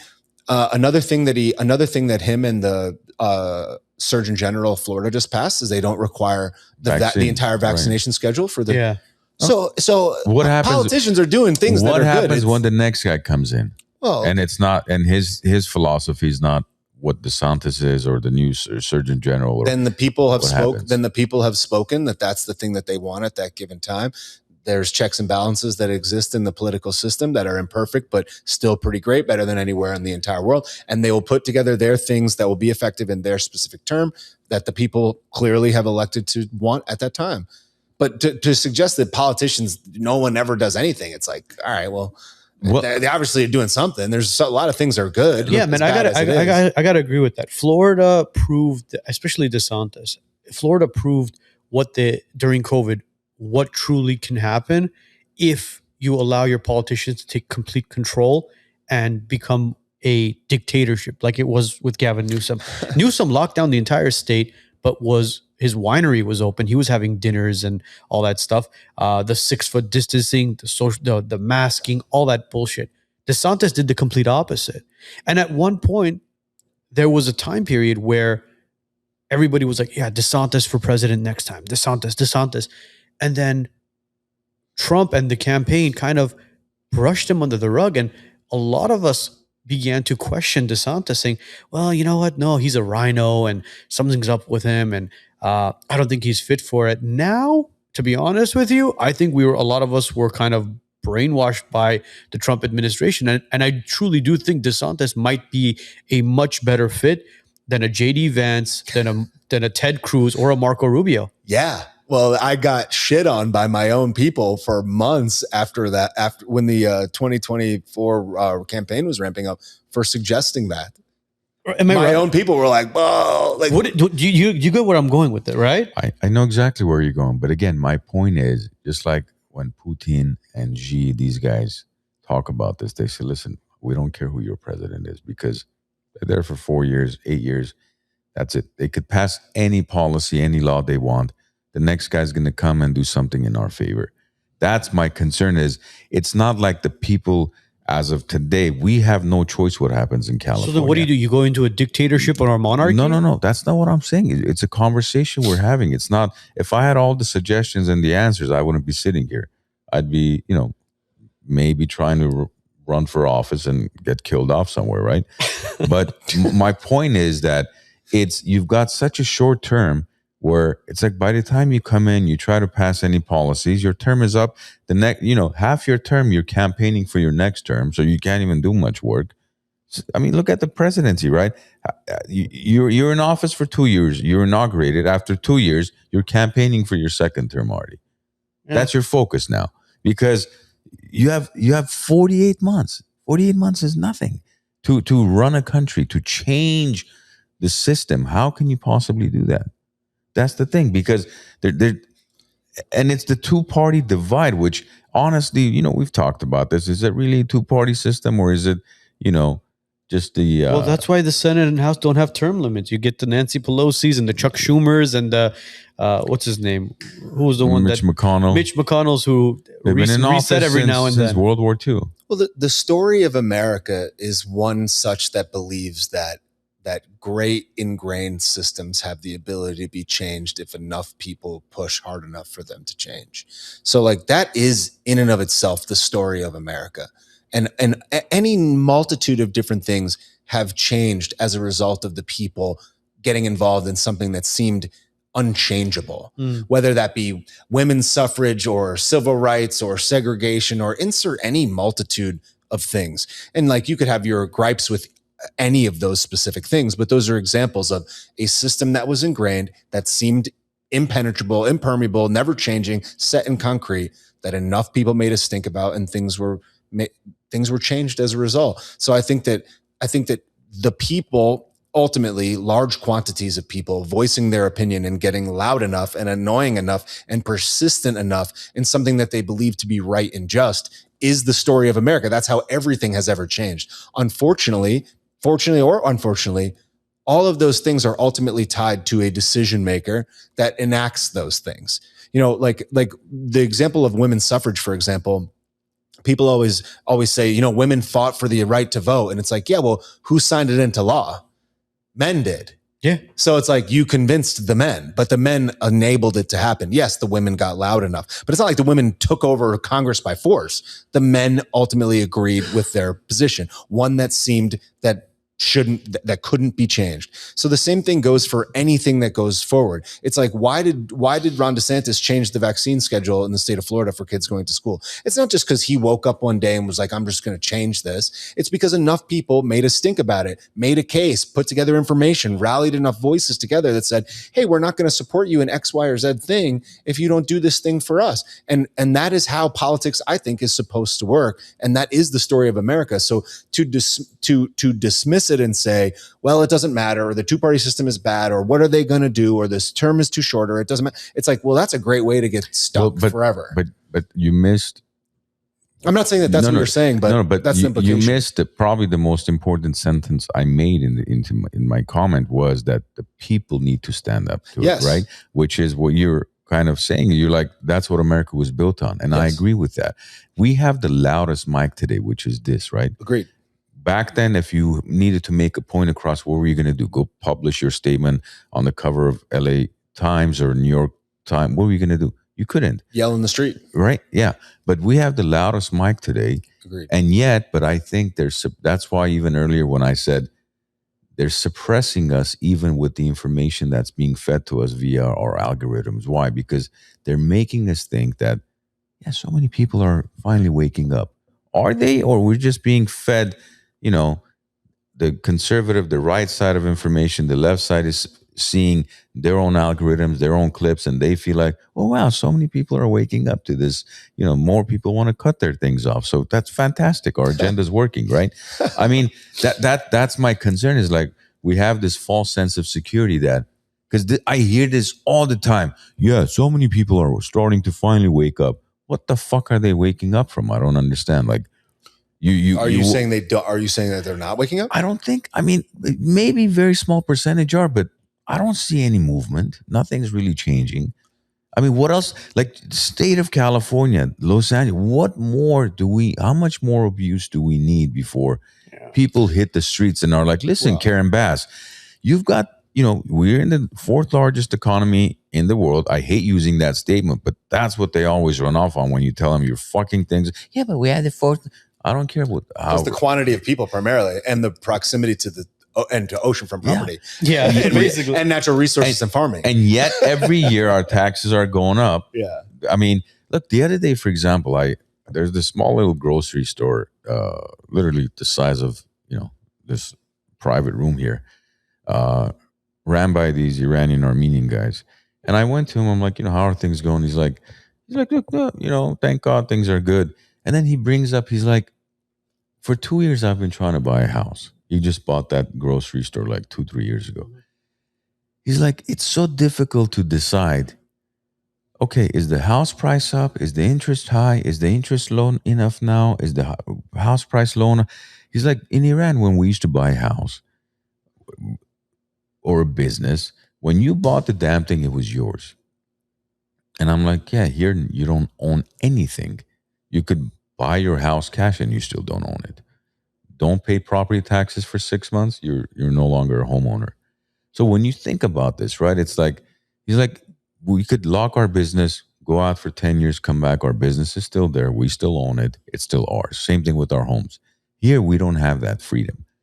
We don't have we don't own anything. You don't make your registration payment, your car is not yours. You don't make your property tax payment, your house is not yours. You don't pay your business taxes or whatever. It's like everything, you're just in shackles your whole life, paying for things that you just don't own. Everything you're renting from the government. It's a false narrative. You know what I mean?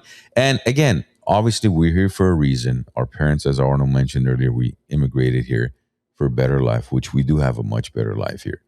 But then when you break it down to some of these on a micro scale, you're like, what are we doing? Are we just paying to survive? Are we living at any point, or we're just paying to survive? You know what I mean? Well, in the state of Florida, again, it's like Ron DeSantis has brought that up about the property tax. I mean, the most significant asset that the vast majority of people have is the ownership of their home. Right. It's like their largest asset for most people. And if you don't own it because you have to pay property taxes or you lose it, then what is that? So it's like, there's a perfect example of a politician, imperfect as he is, doing something that changes that. And had the people not rallied together to believe that this guy was the best steward of our disposition to politics, would a Democrat governor of Florida have done that? Probably not. Right. Probably So not, yeah. so the hands of how all of these things change, they move slowly, but they are there.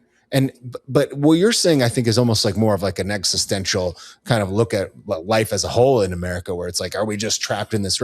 Yeah, that's reasonable. But I think that is separate from, you know, politicians and involvement in voting, for example. We had a clip that went viral a couple months ago when the Palisades fires took place, and we talked about the property taxes. Just in Palisades, single-family residents were paying close to $500 million in property taxes.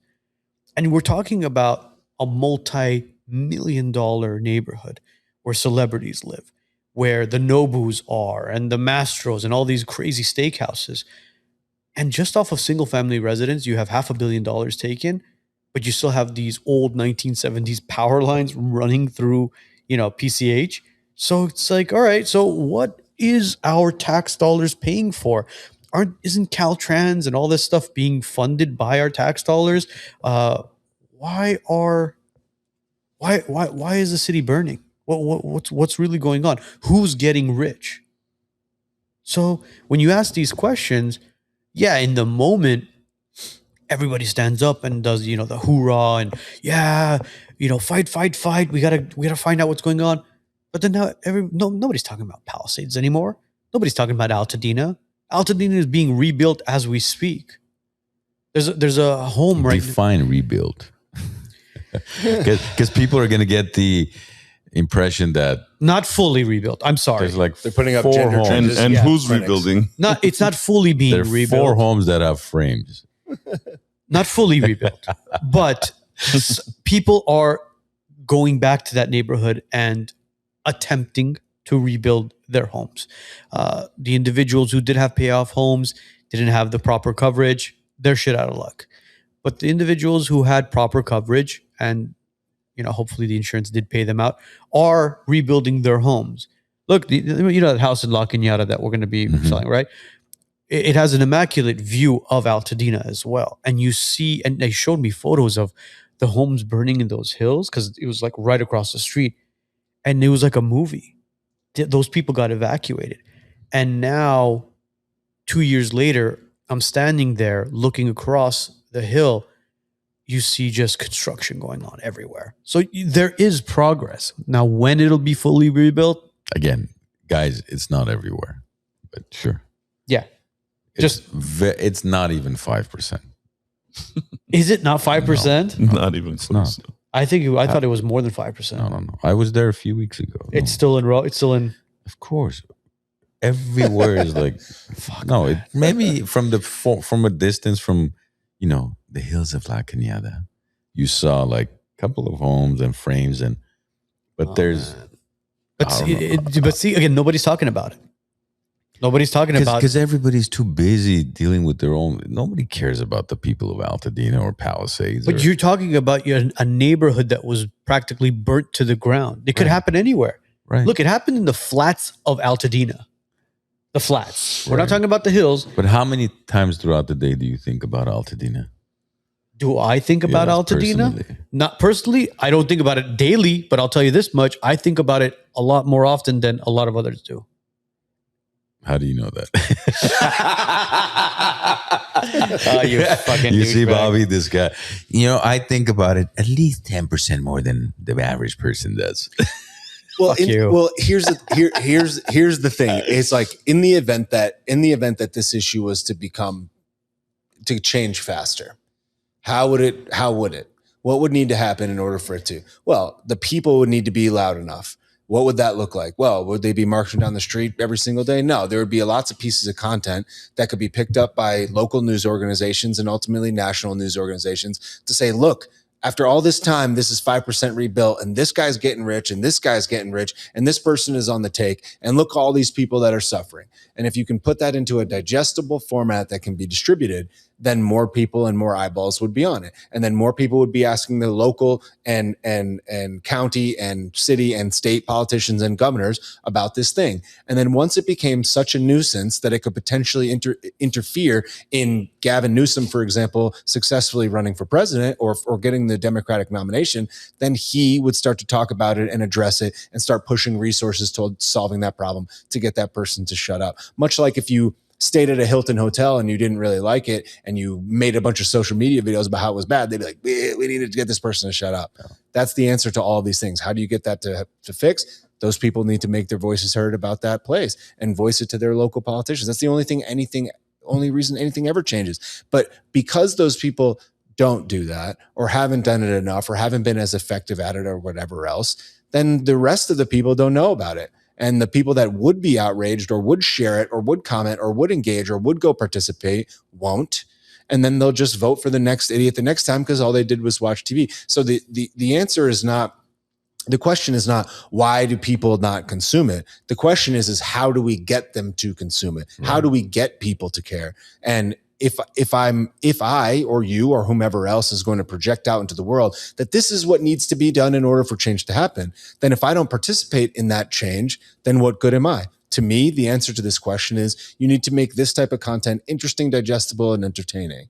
If you could make content interesting, digestible, entertaining, and informative about a specific purpose where there could be, here's the thing that needs attention, here's the potential directives for how it could be fixed, here's who needs to be yelled at in order to fix it.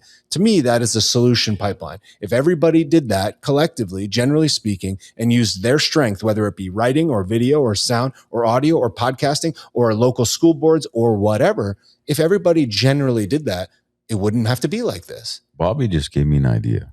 What We is should strap up our cameras, go to Altadena, and literally see how many homes are being built, I'm down. and do like a short segment, whatever clip to post, so for people to realize what's happening. Because Yes. you know the difference. One of the big differences, like in 1994 when we had the Northridge earthquake, like right, a ton of damage, especially in the Northridge, Granada Hills area. You had insurance companies with RVs, mobile offices, basically sitting parked on the street. The all states farmers, state farms of the industry, writing checks out to homeowners. Now you've got people who don't have proper insurance because the home they bought was, from the 60s, so it was paid off. No longer, there's no dwelling coverage requirement by the mortgage, the bank, so that they don't have proper coverage. Not only that, but what they initially promised was, they said, we're going to have city inspectors and engineers and all that sitting down in Altadena on the streets, expediting the permitting process. Bullshit. Less red tape, less this, less that. None of that happened. And the people, again, like you said, they're not speaking against it. Why should it still take me a year and a half to get permits in Altadena? It should literally happen in 6 weeks. Over the counter, bro. Yeah, all this AI technology you have, everything you don't need it to take a year and a half for me to get permits to rebuild. And then the issue is now, okay, let's say I do rebuild. Who's going to insure in Altadena right now? Oh, it's practically. Who's going to insure in California? Right, but specifically in Altadena, you should. There's way too many obstacles. It's like, is it even? Because I lost 2 facilities. I had boarding cares in Altadena that were burned to the ground. So I asked myself, like, should I? And I had, adequate insurance, but do I rebuild? And if I do rebuild, and then how do I know when my neighboring area is going to be built? Because if it's just my standalone home and nobody's going to want to come live there when you've got an empty land all around you, it looks like an abandoned war zone. Nobody's going to want to move in. So you quite, well, do I build down? Do I sell it? What do you do? No, there's so much uncertainty. That's part of the, kind of the issue. Yeah, you talk about the fires in Palisades and Altadena being a statewide emergency, and you see the president fly into California, meet with Gavin Newsom, they shake hands, they do their whole political photo op, and he says, you know what, we got to hold the governor, the mayor, everybody accountable. This is a statewide emergency. The federal government is here to help. All right. So instead of helping the people who have struggled and lost their homes, you know what, Israel needs our help. Let's just send $3.5 billion to Israel. The only thing I will give credit to Altadena, and I don't know about Palisades if they had the same, but the Army Corps were there and they cleaned up really well. I was shocked at how efficient they were, because they would send you mailers and you basically opted in or out. If you opted in, they were the ones who removed all the debris, everything, kind of turned it into flat land. They didn't allow. It was very difficult. I don't want to say didn't allow. They made it very challenging for you to take in your own independent guy to remove it, but they did it very efficiently. That I will give them credit for. But everything else, snow as a snail. Yeah. But Bob, as far as things are you living in Florida right now, or are you in Connecticut? No, I live in Florida. I've been You're in there Florida. for 16 years. Yeah. Okay. What's going on in Florida as far as the political aspect of things? Are things the way it's being depicted through the media true, or are there like some issues going on in Florida as well, that some struggles going on a governor scale or county or city scale? I think that Florida is probably one of the best run states in the nation. I think that DeSantis is, like I said, imperfect, but I think he's done an incredible job. And I think that all of the things that I see from a governing standpoint in the state of Florida are good. I think the only thing, the one big gripe that a lot of people have with Florida is specifically homeowners insurance, and how homeowners insurance is kind of like almost cost prohibitive because of the hurricane issues, and of course the cost of rebuilding all of these homes with all of these expensive materials, that makes homeownership more expensive. So, but I don't think that falls necessarily squarely on the governor of Florida. No, that comes with the commission at that point. Right. So I would say, as far as the state could be governed, I'm very pleased with the state of Florida. Now, the Florida governor's race right now, it doesn't tremendously impress me. Byron Donalds appears to be the leader, and I think there's lots of aspects of his approach or his message that are generally good, but there's a lot of things that are not very good. And one of the things that frustrates me the most about the Florida governor's race is that there doesn't really seem to be a reasonable contender, and everybody seems to just have anointed him. This is Trump's guy. Trump gave the endorsement. Trump's at 500-0 or whatever. I don't know if he would do as good of a job as DeSantis. So that kind of frustrates me as a Floridian, is that we don't seem to be presented with another option. And then on top of all that, some of the primary contenders, the Florida GOP, basically said none of them qualify for a debate. So it's like Byron Donalds has essentially been anointed by Trump and the Florida GOP. It's like, this is the guy. And I think that that's very frustrating, because I think that James Fishback, who is another candidate for Florida. Yeah, I was about to mention him. Look, I think that a lot of the things that he says are good. I think that some of the things that he says are annoying, in the sense that he's basically telling you what he was going to do, and it's basically an impossible thing that he could never do. So that is really frustrating. I think some of his marketing tactics have been less than ideal. But I do think it would be funny or interesting, or at the very least informative, to watch Byron Donalds debate him or debate the other candidates. And the fact that they would say you don't qualify and we're just not going to do that. That used to be a thing that we criticized the left for. Katie Hobbs is not going to debate Carrie Lake to be the governor of Arizona or whatever it was, senator. Yeah.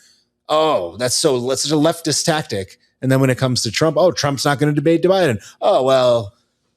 He doesn't need to. And now this is the thing that they're doing. It's not politically advantageous. It's okay, so you just don't care. So you have this huge state with 21 million people or whatever it is, or whatever, the third largest state by population. And they're just like, nah. So would you, in this situation, be open to, let's say, if they said, you know what, we're going to allow DeSantis to run another term? Yeah. Which means now we remove the term limits, right? Because you can only be governor for 2 terms, no? Yes. Or is it 3? 2. The governor's also 2? Okay. Because, again, that's the thing. It's he's doing such a great job in Florida. Yeah. Why remove him? Well, because that's the you the know format. what I mean? Yeah. Well, the term limits came after FDR, because if I'm not mistaken, FDR was technically elected for a 3rd term, Franklin Delano Roosevelt, but he didn't make it. He passed away. That's why they kind of put in the term limits, if my history serves me correctly. But as far as if you're young enough, because DeSantis is fairly young. I think he's in his mid to late 50s, right? If I'm not mistaken. I don't even think I don't even think he's 50. I think he's 49. Is he 49? I thought he was in his mid 50s. He's 1978 or something. Okay. So. Yeah, I don't even think he's a Gen X. I don't think he's 50. Okay. I think he's 49. So Ron DeSantis is basically in his late 40s, possibly early 50s. Can we check? He might not even be that old. He might be 46. Yes, he's 1978. So he's 47. Wow. September he'll be 48. Okay, so look, he's 2 years younger than me. So look at it this way. He's a smart guy. 2 years older than me. 2 years older than you. So look at it this way. You have somebody like a Ron DeSantis who's in his late 40s. Why not allow him to continue to run the state? Wow. What if it was the other way around? Somebody was ruining the state, and they're like, "Well, let him." I know, man. It's a double-edged sword. I don't know that that's much of a thing worthy of debate. Not to belittle the point, but it's like, okay, well then he should be up. He ran a large state. He ran it successfully. It's like, maybe he would be a reasonable contender for the president. Maybe he would be a reasonable vice presidential contender. Maybe he'd be a reasonable AG. I don't know. But like the one thing that I've learned about DeSantis is that what he lacks in, political charisma, glad handing, the thing that Donald Trump excelled at by leaps and bounds. I think that what he does have is he's really good at governing.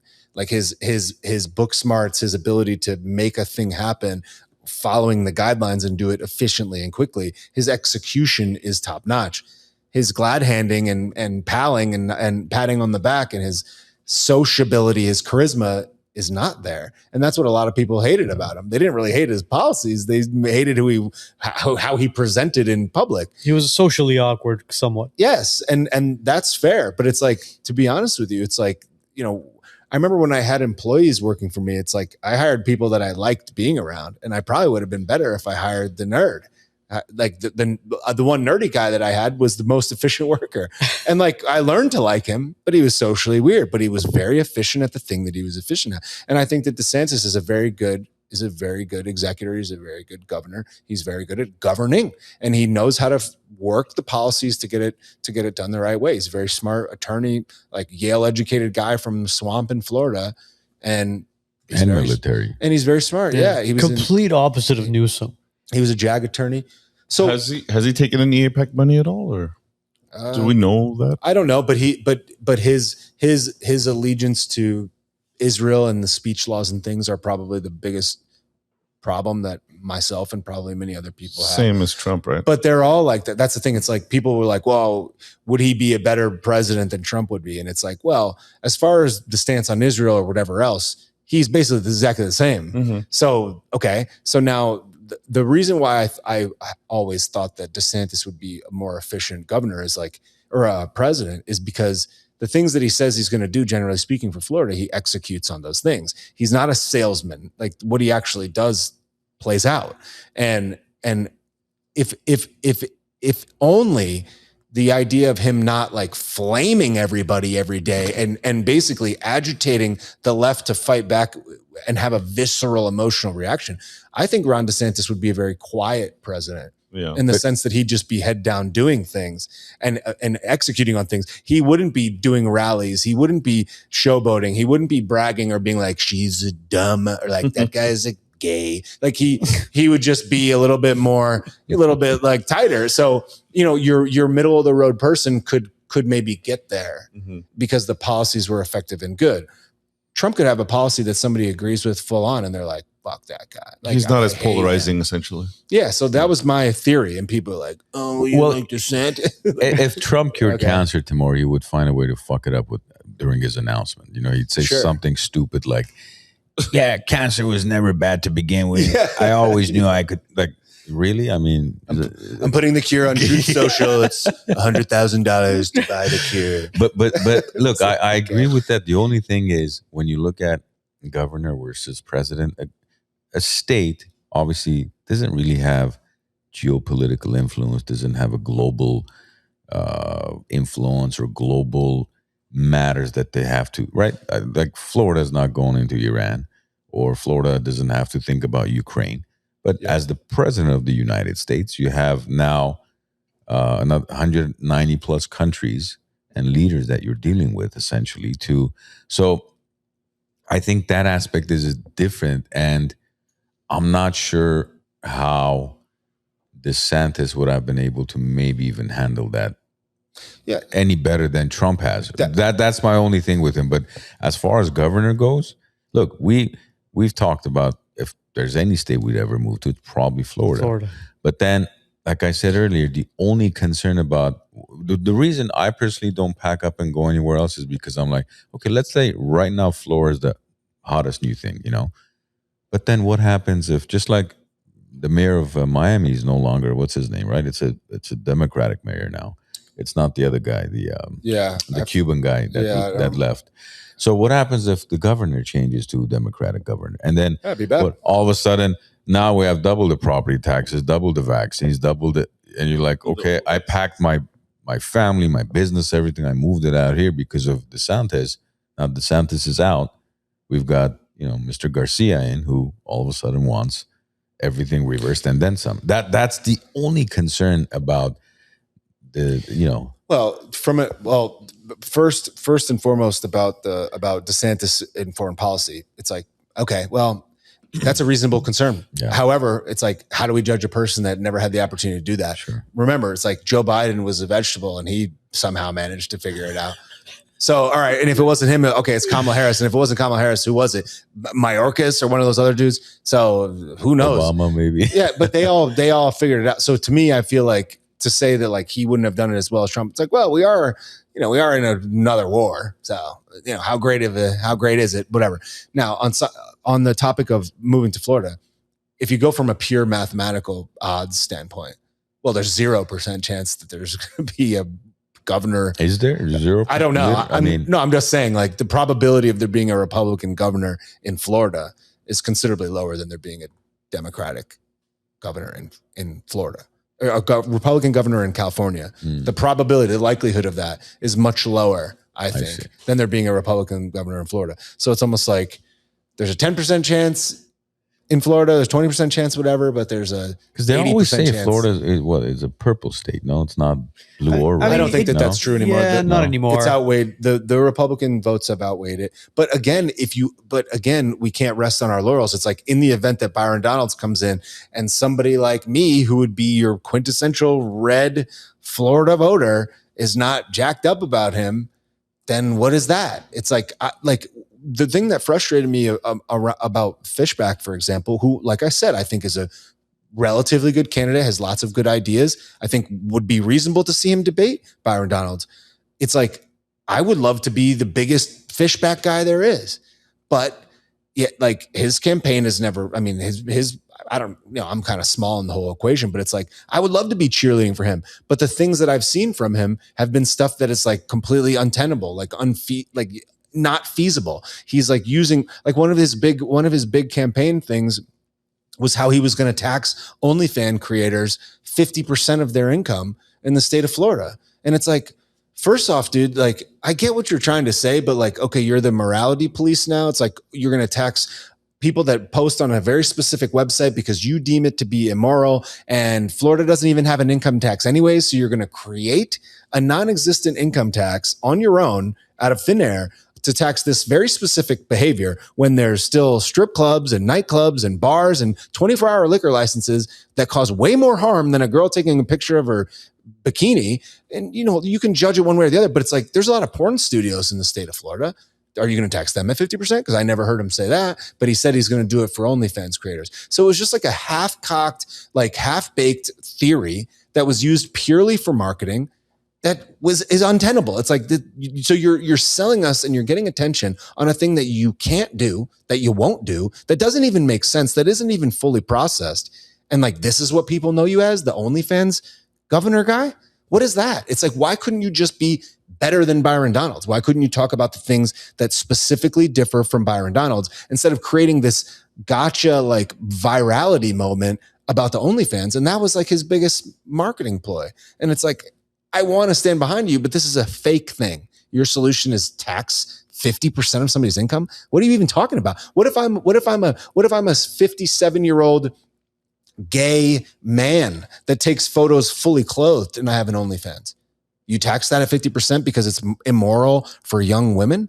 They should go have children? How does that even make sense? So this is the type of thing where it's like if you make an appeal, if your marketing pitch is to people that don't understand or don't pay attention or are not thinking something through, it's like, well, then you're not going to get me because I thought it through and this doesn't even make sense. So you're trying to get the people that don't pay attention? I don't get that. And it's like, you could be a real contender to Byron Donalds, but it just seems like he hasn't been. He's got great ideas, but also things that don't do him any favors. And that frustrates me. Yeah, that was going to cause more harm than it reminds creating me, unnecessary tax. Do you remember that there was a candidate who, I forget which, was it 4 or 6 years ago, he was trying to run for California governor. One of his main marketing pitches was, I will, the state will offer any homeowner, any family, $10,000 a year if you take in a homeless transient. You remember that campaign? I don't remember this. No? How long ago was this? Like 4 or 6 years ago, maybe. Really?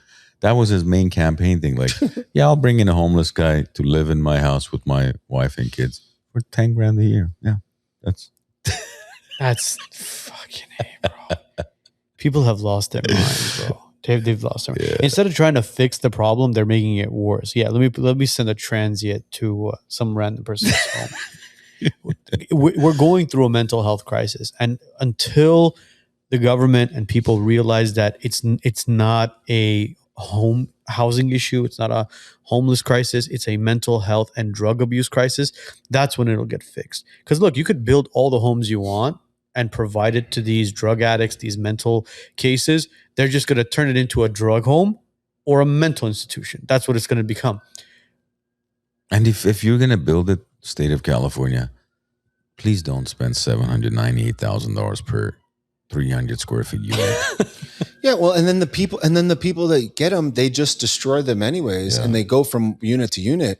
And it's like, so who is this benefiting? A lot of the people that are homeless on the street, they don't want a home. No. They're not out there. They're not out there like in the rain. Like, if only I could change my, it's like a roof over my head. Yeah, it's like there's a lot of programs to help them out of that. So it's like, why are they still there? Because they want to shoot. Because they want to shoot up meth under the bridge where all the people are. Yeah. Like, so it is. You're right. It is a mental health crisis. But the bigger problem is that all of these people are grifting. They're all on the take as a result of this perpetuating, and those people only get hurt as a result. It's like the giving out free needles, and I think it was like Seattle. It's like they give out free needles and free crack pipes and stuff. God forbid they get an infection. Right. So it's like that is the not.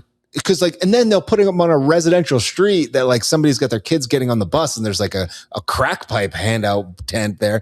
So their solutions are always backwards, and it's like, who sees to benefit? Well, the company that's manufacturing the crack pipes is certainly making money.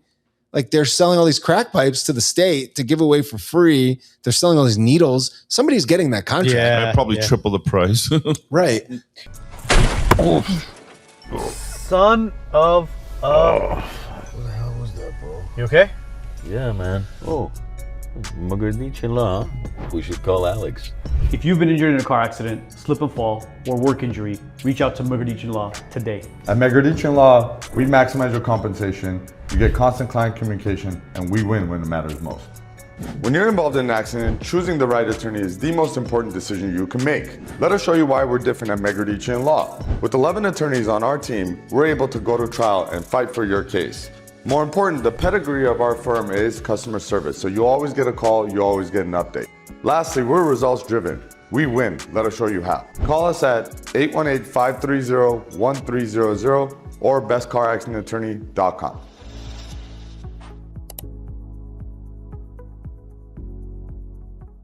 Technology should move your business forward, not hold it back. At Titan Elite IT Services and Consulting, we make sure it does. Our clients don't wait days for help. They get real-time answers, fast resolutions, and dedicated support, both on-site and remote. From Los Angeles to Orange and Ventura counties, our coverage is local, statewide, and nationwide. When you need us, we're already on the way. We're not just an MSP. We build with you, from cloud migration to security to every endpoint in your network. At Titan Elite, we don't just solve problems. We prevent them from happening. We become a part of your team and we grow with you. Titan Elite IT Services and Consulting. Strategic, scalable, trusted, and always on. We want to talk about the Tyler Robinson and Charlie Kirk case that's been going on, and how the media and the public have been talking about it, but it's kind of like it's not being portrayed the same way, for example, the OJ case was, or any of these other high-profile cases.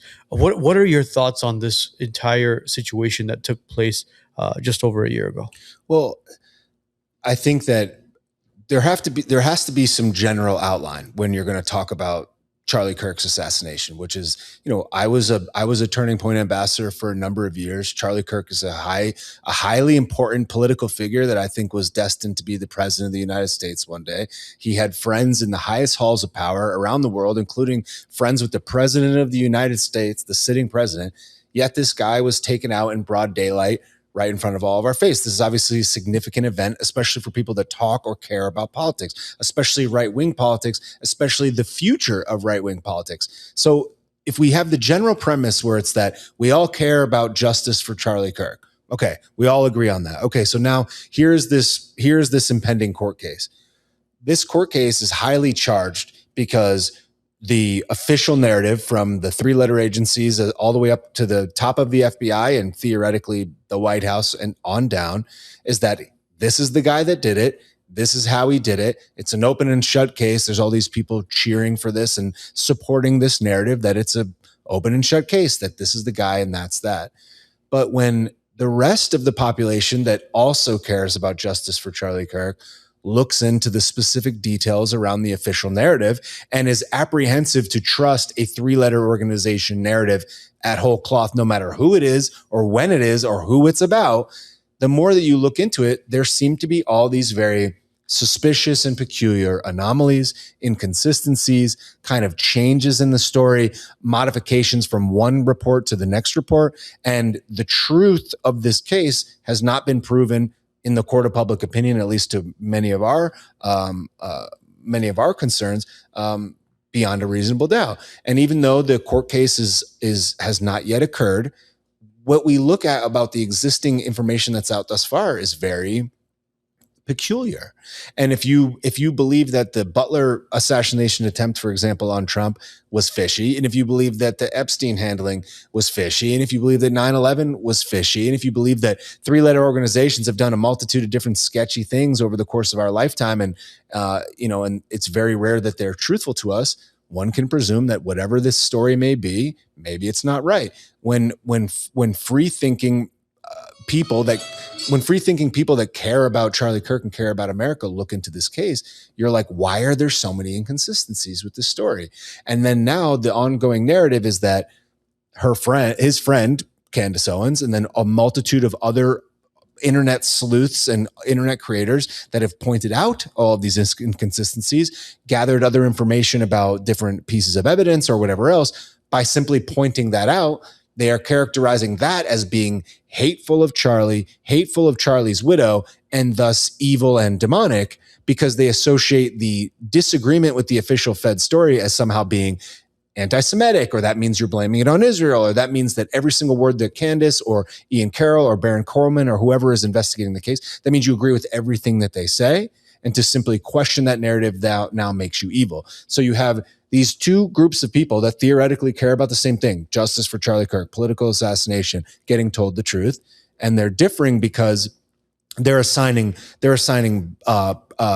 intent or malintent to all of the people that believe that the story is very inconclusive and weird. Mm-hmm. And when you point these things out, this represents yet another rift, let's just say, in the party, or let's just say people who generally agree with the same ideology, the right, whatever.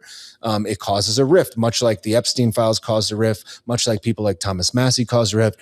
Now here is yet another one. And me, as a person with a discerning mind that cares about innocent until proven guilty, justice in America, the American justice system is good but imperfect, justice for Charlie Kirk, I look at it and I'm like, I want to believe that Tyler Robinson is guilty of this and it's an open and shut case. But like, why is this way? Why did this story change? Why does this not make sense? Why does that image not look like this? Why does that car look wrong? Why do these text messages seem suspicious? Why are they changing the official narrative and story? Why are there no fingerprints in this place? And why are there all these things there? And then we're being criticized for simply looking into it. And when you watch the case, it just seems like a very peculiar, suspicious series of events. And the fact that so many people are cheering in unison that it's not that just seems so par for the course of political discourse in general, where it's like, we all see this, but if I disagree with you on what we see, I am evil now. And it's not even a disagreement, Bobby. You're more or less questioning certain evidence. That's all it is. We used to celebrate that. Yeah, absolutely. but not now. What everybody is depicting now, or what's being forced upon us, is Tyler Robinson admitted not only to his parents, but in multiple text messages saying what he was planning on doing. And they're like, that's conclusive enough. But then, as you said, you go back and you look at certain photos and pictures and places where he was supposed to be at, but he wasn't there. And then even the rifle, the 30-06 that was used as well. Then when you question, you say, well, why was it this way? Well, why was it that way? Well, why does that text message say this? Then it's like this. No, man, you're crazy. You're going down a rabbit hole. He admitted he did it. So then you're like, all right, so do I want to be labeled as a crazy person, or should I just flow with the narrative of he admitted it, that's good enough? Well, he admitted it. Okay, so did he admit it to the police? No. Right. Okay. So he admitted it in a text message. Okay. And he confessed it to his parents. That's it. Okay. Did his parents give a written statement that said that he? Nope. Okay. So, all right. So did he?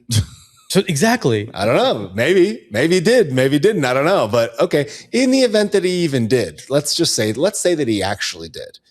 Okay. Well, is that enough evidence that he admitted it to his parents? Is that enough to convict you to death? Is that enough to sentence you to death? I don't know. I don't know that it is. Maybe some legal scholars can weigh in on that. But it's like, okay, so let's say that is the case. Well, then wouldn't it be really easy to connect all of the dots? That he did it? Wouldn't that be obvious? Wouldn't it be simple to see? It's like, wouldn't there be DNA? Wouldn't there be fingerprints up on the window that he climbed down? Wouldn't there be fingerprints right there? There's no fingerprints there. Yeah. Wouldn't there be, there was supposedly a drop of sweat found on the roof. Why was his DNA in the drop of sweat? No. Okay. Well, there was cameras on the roof. Did those cameras definitively prove that it was him? No. His own live-in boyfriend didn't testify that was him. He's like, that looks like him. I've never seen him in that hat, but he wears shoes like that and wears pants like that. He wears jeans. Oh, shoes that you can buy from Foot Locker. Sure. Right? That 10,000 of those shoes. So it's like, okay, then you go to the car that's on campus. Okay, that's not matched by the license plate. There's a lot of great Dodge Challengers out there. Okay, why does the front look different? Why does the exhaust look different in the back? You can't match the plate. So is that even his car? I don't know. Why is he wearing different outfits? Where did the outfits come into play? The one that I've been looking at today was the screwdriver. The screwdriver is supposedly the only piece of physical evidence that tied Tyler Robinson to the roof. Physical piece of hard evidence attaching him to ever being on the rooftop. The only thing that presently fits that is the screwdriver.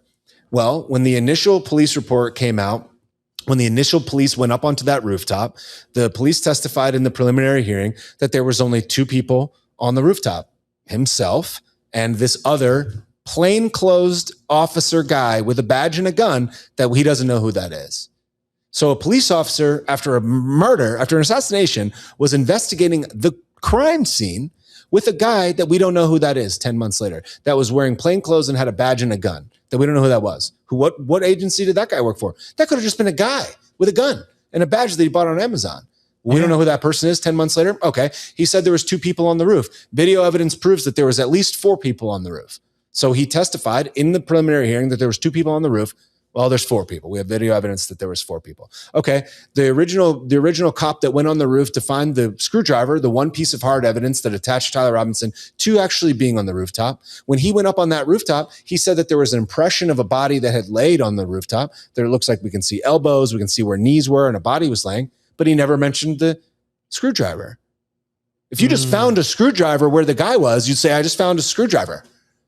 Why did you not say that? Okay, there were the preliminary reports that came out that were given to Governor Cox, the governor of Utah or whatever, and the multiple news hits said that the screwdriver was found near the gun.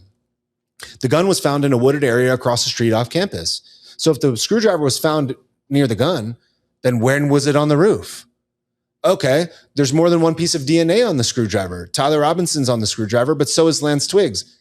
Where was Lance Twiggs? His alibi is what? He was at home sleeping all day? How do you know that Lance Twiggs wasn't on the roof? How do we know that the screwdriver was even on the roof at all? And then on top of all that, when the initial report said that the screwdriver was found near the gun, and then they changed it and said it was on the roof, well, how about we look at the body cam footage of the cop that went on the roof to investigate where that was? Oh, yeah, you see, there you go. He was on the shift. He was on a shift for less than 2 hours, and his body cam died right as he approached the most crucial scene where the evidence was found, where the most crucial piece of evidence was discovered. His body cam died. Those body cams are charged to to run for 12 to 14 hours. He was 2 hours into his shift and his body cam dies.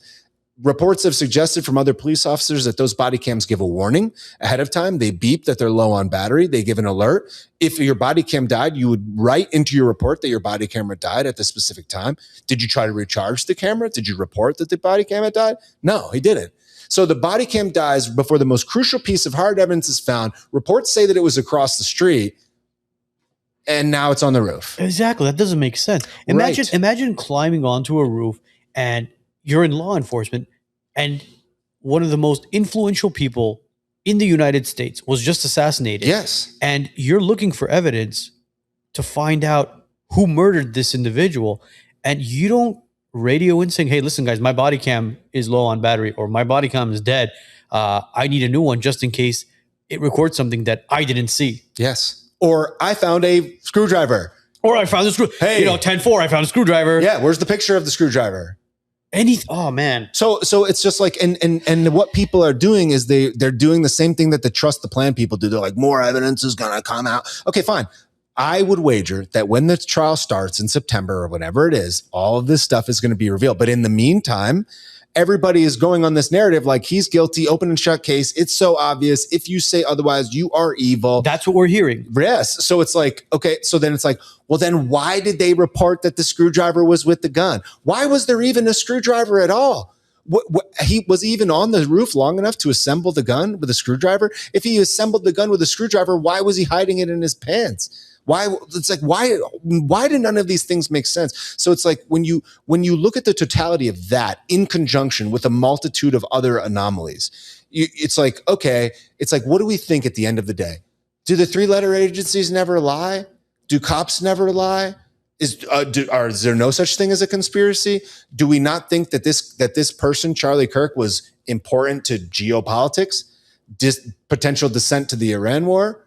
Potential descent of the administration. He controls and influences perhaps tens of millions, if not dozens of millions of young people that are the future voting bloc in America.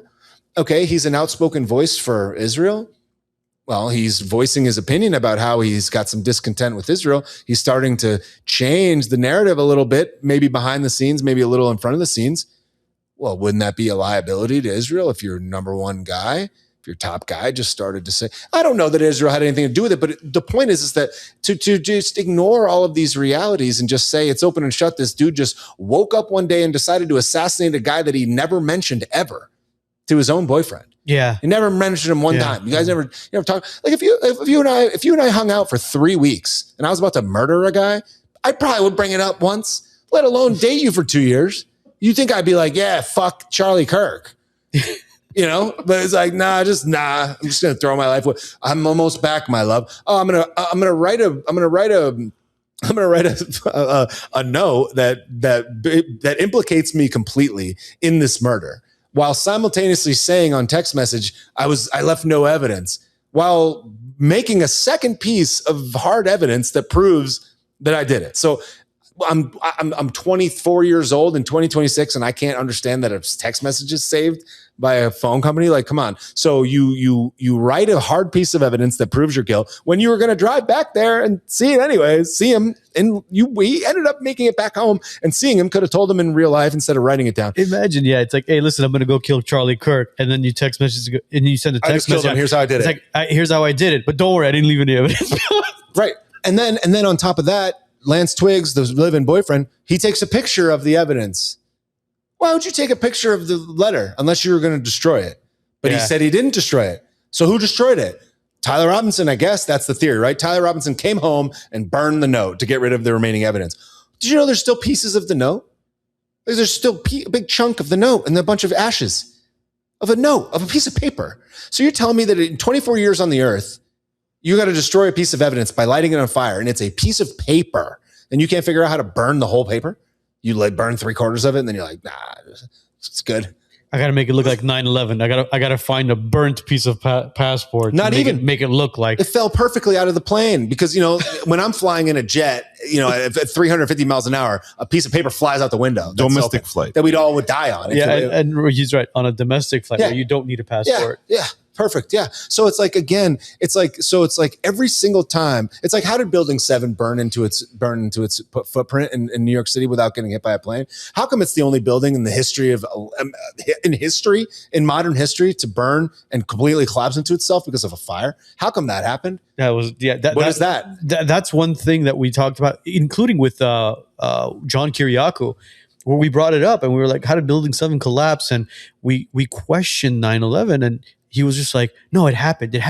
There were signs of it. It's like, no, we know it happened, but how did it happen? How did it happen? Who did it? I mean, but people call us conspiracy theorists, but it's like, no, dude, we're just questioning certain things, and whatever you're saying doesn't add up. Yes. That's what it is. And the same thing is happening with this Tyler Robinson, Charlie Kirk murder, where there's certain evidence that just don't add up to anything. And then when you go back and you listen to footage of Charlie Kirk questioning certain ethnicities and cultures, that's when you kind of think, all right, were these people involved? Were they not involved? Because him and Ben Shapiro had a online debate where he began to question certain things with the state of Israel, with the money that's being sent to Israel and our involvement with it. And you saw the reaction from Ben Shapiro's eyes and his face that he didn't like those questions. And Candace Owens has mentioned as well, where Charlie Kirk was an evangelical at the time, an evangelical Christian, but was leaning more towards Catholicism. Mm-hmm. And everybody knows the Catholics and the Israelis don't really get along. The point, I think that like where it all gets lost is like, I made a video about this the other day where I was like, this case is not about Charlie Kirk's assassination, and it's not about who assassinated Charlie Kirk. And it's not about Israel. It's about, is Tyler Robinson guilty? No. That is what we were discussing. So it's like for the purpose of this exercise, it's like we're not talking about Charlie Kirk's assassination. We're talking about Tyler Robinson's guilt. And if it comes to Tyler Robinson and you hate Tyler Robinson for any multitude of most people never even heard his voice. So you hate this guy because they said that this is the guy. Okay. Well, what if that was your brother or your cousin or whatever? You want to hate him? Fine. Is he not an American citizen? Does he not deserve to be innocent until proven guilty? Is he not afforded the same rights as the rest of us? Wouldn't you want that to be afforded of you? Yeah, you would. Okay, great. So okay, he's innocent. Prove his guilt. Based on the information that's been out thus far, his guilt hasn't been proven. Doesn't mean that it won't. Doesn't mean that he's not guilty. It just means that the information that's come up thus far has not proven that to most of us beyond a reasonable doubt. If you say that, if you dare to question things, which was Charlie Kirk's whole thing, the guy that questions things, if you do that, the thing that he loved, the thing that he defended, the thing that he ultimately gave his life defending, you're evil now because you're not believing what the feds say when they've lied about a million things. You're not believing what Trump said after what he lied about. You're not believing what all these people say that were his supposed friends when you, with a rational, discerning mind, say, Tyler Robinson is an American citizen. Like him or not, he deserves the same rights as the rest of us. Does this prove beyond a reasonable doubt, as it sits right now, that he's guilty? No, it doesn't. Okay, you dare to say that? You're evil. Exactly. Okay, well, maybe you guys are evil because you're condemning this guy, saying that he's a murderer when it hasn't been proven beyond a reasonable doubt. You're condemning us for even questioning it. And like, what if he was innocent? You want an innocent guy to be sentenced to death? What is that? What kind of America is that? That's what we want? Because he got blamed by the organizations that have lied to us about 8 billion other things? Okay.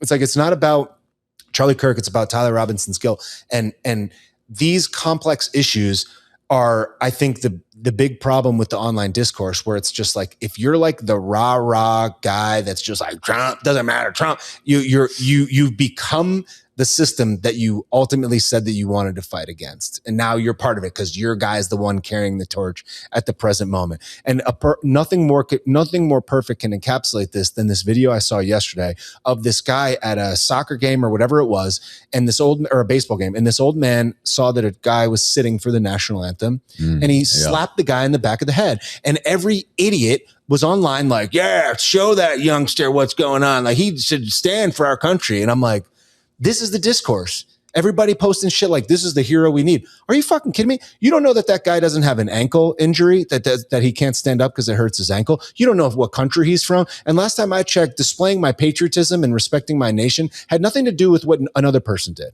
It doesn't make you more patriotic to assault another human being because they're not doing what you think is right for patriotism for the country. Yeah, every idiot, she's a witch. It's the same type of energy. So it's like, that is the type of thing where it's like all the low IQ idiots will cheer and yell how this is a good thing without actually thinking through what it really is. What if that guy was Canadian? What if he had a groin injury or an ankle injury? What if his foot was injured? He didn't stand for any multitude of reasons. What if he was deaf? Who knows? What if he was deaf and blind? I don't know. It's like, you don't know. And it's not you don't have the right as an American citizen to put your hands on another individual because you believe that what they're doing is disrespectful to the country, something like that. So it's like, this is one of those, like, it's one of those thinker type reactions when it comes to online, where it's like the easiest thing for me to do would be like, yeah, get that youngster to stand. That's the easiest thing to do. Yeah, the patriot, the hero we needed is going to do that. And Fox News posted that like that. Patrick Bet-David posted that. He's a patriot. No, he's not.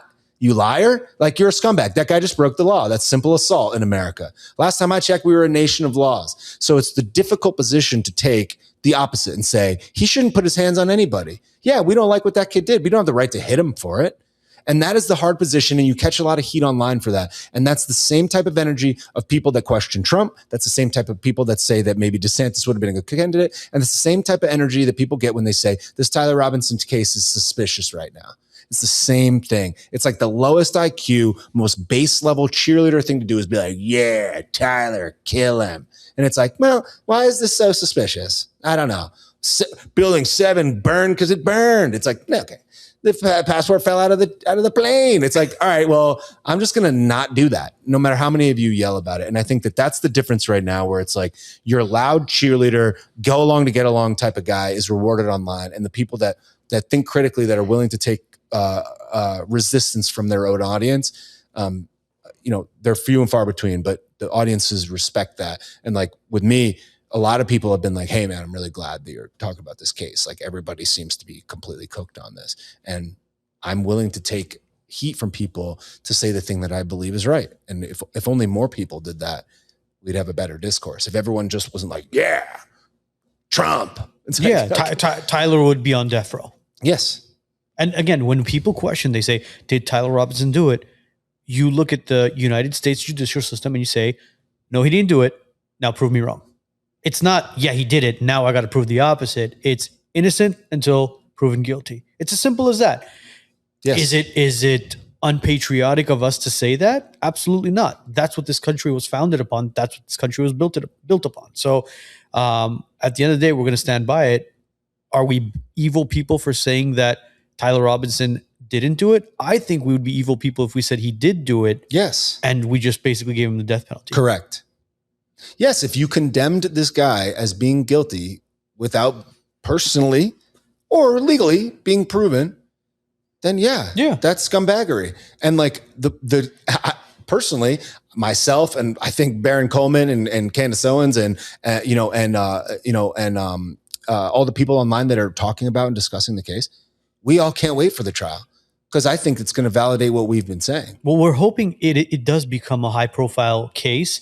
And it isn't kind of, we're saying it will, but at the same time, when you look at the type of evidence that's being presented currently, you're looking at it, you're like, dude, they may not, the media may not cover it the way that it's supposed to be covered, because. Yes, that is fine. But again, how do things get attention?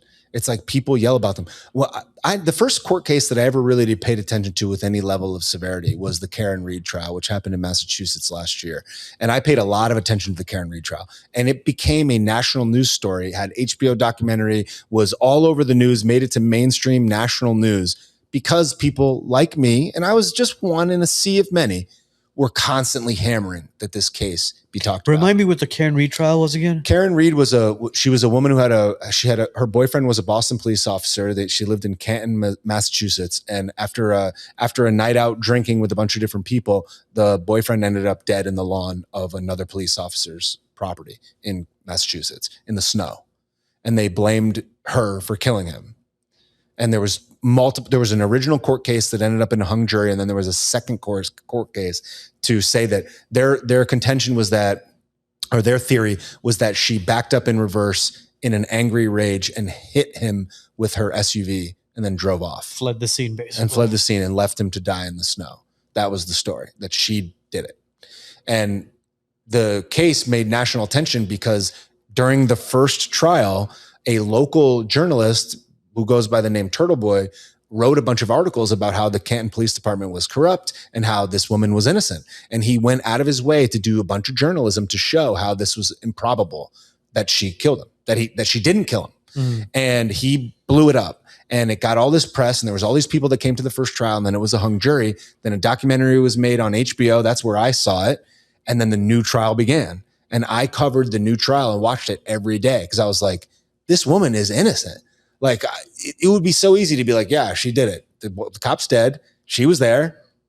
She was mad. Everybody knows she was mad, but she didn't kill this guy. And it seems so obvious. And there's, for whatever reason, there's this like visceral feeling that you get as a human person when another human person could potentially spend their life in a box unjustly. That when I was watching, I'm like, I gotta do something. What can I do? I don't know. I was like, I gotta make videos about this. So I started making videos about it. And my videos got tens and tens of millions of views pointing out the inconsistencies with this case. And I followed it along all the way through. And then in the end, she ended up getting exonerated and she was found not guilty. And she actually followed me on Instagram during the trial. And I actually messaged with her after. And she was like, we watched your videos like during downtime in between the court trials. And it gave us like a laugh at the end of the day. See, now the real work begins is to find out who did kill that individual. Correct.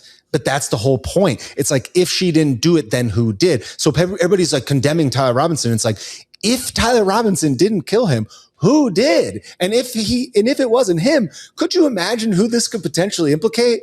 Think about the implication of that. That a political figure of that stature, that's friends with the president of the United States, can be assassinated in cold blood in broad daylight in 4K HD, and they could get away with that. Who's safe then? I'm just curious if your average Joe with a 30-06 can make that shot or take that shot and hit somebody from that distance right in the jugular. Well, supposedly the distance wasn't particularly far. I think it was like 200 yards. That wasn't far at all. But it would have blown his head off completely, like his neck. It would have decapitated him completely. But like there was supposedly some targets that were found, I think, at Lance Twig's house or at Tyler Robinson's house, and he wasn't a particularly good shot based on the targets. And he wasn't a marksman. And there's nothing and there's nothing wrong with questioning that as far as was he a good marksman, was he not? Why did they begin construction and completely demo the spot that Charlie Kirk was killed in less than 24 hours? Cameras taken down, concrete demoed, new concrete. Why? Yes. Why? They were more concerned about taking the SD cards out rather than giving aid to Charlie. Yes. Dude, the lead investigator on the case said that he doesn't know who ordered the ground to be repaved. They don't know who ordered it. He said he doesn't know. At the preliminary trial, he's like, I don't know who gave that order. And they were like, well, when did you find out about it? He said he found out about it on the news. So the lead investigator doesn't know that the crime scene was repaved other than through the news. And now you're going to say that we're evil for what? Looking at this? Yeah. All right. Yeah. And so it's just like, how many, it's like I said to you before when we were off air, where it's like, how many times does Trump need to take a dump in your Frosted Flakes before you're like, maybe this guy doesn't like me very much? It's like, how many inconsistencies need to occur in this case for somebody to be like, maybe we should look closer? I'm not saying that Tyler Robinson is innocent, but I'm saying he's certainly not proven to be guilty. Yeah. It's like, the car doesn't look like the car. The image doesn't look like the image. The boyfriend doesn't recognize him. The only piece of hard evidence, the body cam died. The thing was found on the roof, but actually it was found over by the gun. Why was the gun even there? Where's the gun in his body? Why is he wearing different pieces of clothing? Why did he write such creepy text messages? Why is there a receipt of him at a restaurant 2 hours something away while he said that he was still in Orem? Why was his car spotted on a ring cam with 3 people in the car? Why did all of that happen? Why does his boyfriend not have an excuse? Why did he never talk about Charlie Kirk ever? Why was he not really that political of a guy? Why did he only take one shot? How did he hit the shot so perfectly? Like, what is even this? Oh, he turned himself in? Then why are we doing this? Then why didn't he just admit it? Yeah, why didn't he just sign off on it? Guilty. Or during an interrogation, in the interrogation room, why didn't he just say, I did it, I'm pissed off at him, he makes fun of trans people, I got a trans boyfriend, that's why I did it. He said nothing. Yes. Right. And right. So there's just like, there's 1,000 things. And it's like, okay, well, why are there the one thing I keep saying is I'm like, why is there so much there? Like, why isn't it just obvious? Don't you think that we would all be like, yeah, F that guy, send him to jail? It's not like with the guy that shot the healthcare CEO. It's not like we were like, it's like, there's a video. Here it is. The gun. There's the guy. Okay. There it is. All right. It's conclusive. We all believe that this is the guy. But like, if there wasn't that, we would have looked into it. Even though he did something reprehensible by our own standards. Yeah. He killed a person that didn't deserve to die. I would have stood up for his innocence had the story been so riddled with problems as well. And personally, I do think that story is super sketchy. They find the guy at McDonald's in broad daylight with the weapon. Like, I don't know. But aside from that, it's just like, this case is very suspicious as it sits. And the fact that people are having such a visceral reaction to being like, why don't we wait until more information comes out? They're like, no, he's guilty. You're evil. What do you like, Candace? It's like, well, you hate Candace because Candace goes against the country that you love. Not so much about this. And you don't like that she's criticizing Erica Kirk, and that's okay, fine. But like, you're going to say she didn't like Charlie Kirk? Well, listen, Bobby, friend? Everybody mourns differently. Yeah. Some of them like to do it in Super Bowl fashion. Some of them like to do it in, quiet, private settings. I haven't made videos criticizing Erica Kirk. I haven't done that. It's like people connect all of the things together. It's like you are the sum of the worst of its parts for anything. And it's like, what if I was just a person that believed that the story was weird and watched Baron Coleman? What if I didn't even listen to Candace? What if I didn't know anything about Candace? It's like, now I'm responsible for Candace saying that Erica does things that are bad. It's like, well, Candace knows Erica personally, has for years. I don't know Erica Kirk. I think that some of the things that she does are strange, but I haven't made videos criticizing her. So me looking into Tyler Robinson's guilt means I hate Erica Kirk? No. Why? So that's what I'm trying to say. It's like people just lump it all in. You're like, you are the sum of all of its parts. And it's like, no, I'm just a person that believes that we have a justice system in this country for a reason. And I want Charlie Kirk's real killer to be found. And if that so happens to be Charlie or Tyler Robinson, then he deserves the worst punishment of all. Absolutely. But until then, I'm not going to pretend like shit's an open and shut case. And that's what they're doing. It's going to be an interesting case come September. If you guys aren't following Bobby Sauce, follow him. You're gonna make more videos on the case, right? You're gonna be following it heavily. Oh, yeah, I'll be deep. There you go. And hey, listen, man. If just so happens you come to Cali, we'd love to have you on for sure to dissect more of this, man. I think this would be a fantastic podcast to sit down and pick your brain about it. Because from what it seems like, you're looking at it on a very logical standpoint. Yeah, go figure. Yeah, but they want to. But they'll call you an extremist. Well, they want to assign again. It's like they want to assign malintent. They want to explain what they believe or perceive our intent to be. Like you have malintent because you're even talking about a thing. It's like you don't know what my intent is. Well, they want you to believe whatever they've drawn out. That's Correct. What it is. Yes, that's all it is. Yes, they don't want you to think for yourself. They don't want you to question anything. It's do as you're told or. We'll label you as whatever we need to label you as. Yes. Simple as that. Yes. Send the money to Israel. This building 7 burned down on its own, and Tyler Robinson is guilty no matter what. Oh God, the jet fuel was burning through the steel, but there was people on top of the building waving for help. They weren't burning like steel was, and it collapsed perfectly into its own imprint. Not like. Tipped over one way, which is what would. Bro, there was. It's so crazy. There's audio footage that's again been archived and scrubbed of Donald Trump in 2001 questioning the Twin Towers being hit by a plane. Yeah. He's like, well, yeah, they might have been hit by a plane, but those are steel structures built to withstand earthquakes and this and this and this, and there have to have been bombs that went off as well. This is the president. Well. Yes. President, he wasn't president at the time, but one of New York's most influential real estate Mongols talking about, or gurus talking about it in 2001. Who builds real estate? Yes. Yeah, and it had a steel exoskeleton, like the steel beams were on the outside. Yep. So it's not like they were in the middle; they were on the outside. Yeah, but it melted. It melted the steel, fell into its own footprint, and then the plane in Pennsylvania or whatever, the one that the the passengers took down. Oh yeah, There's debris for a mile. There was a 1 mile debris. There was no debris at the Pentagon, one of the most highly secured buildings in all of America. I mean, we questioned Kiriako about it as well, and we were like, he was like, yeah, there was plane parts. They were cleaning it for weeks. But there was no evidence of any sort of plane debris anywhere. Yeah, it's like, well, where's the engine? Well, they said that they found an engine, but it was the wrong model. yeah, I'm serious. Well, in the Karen Reed trial, they found shattered taillight near where the guy's body was, and the shattered taillight didn't really match up with how it would have actually hit this guy. Yeah. So it's like, again, all of these things, it's like they place things where the screwdriver was on their roof. It's like the passport was on the road. Ladies and gentlemen, we've found an engine inside the Pentagon.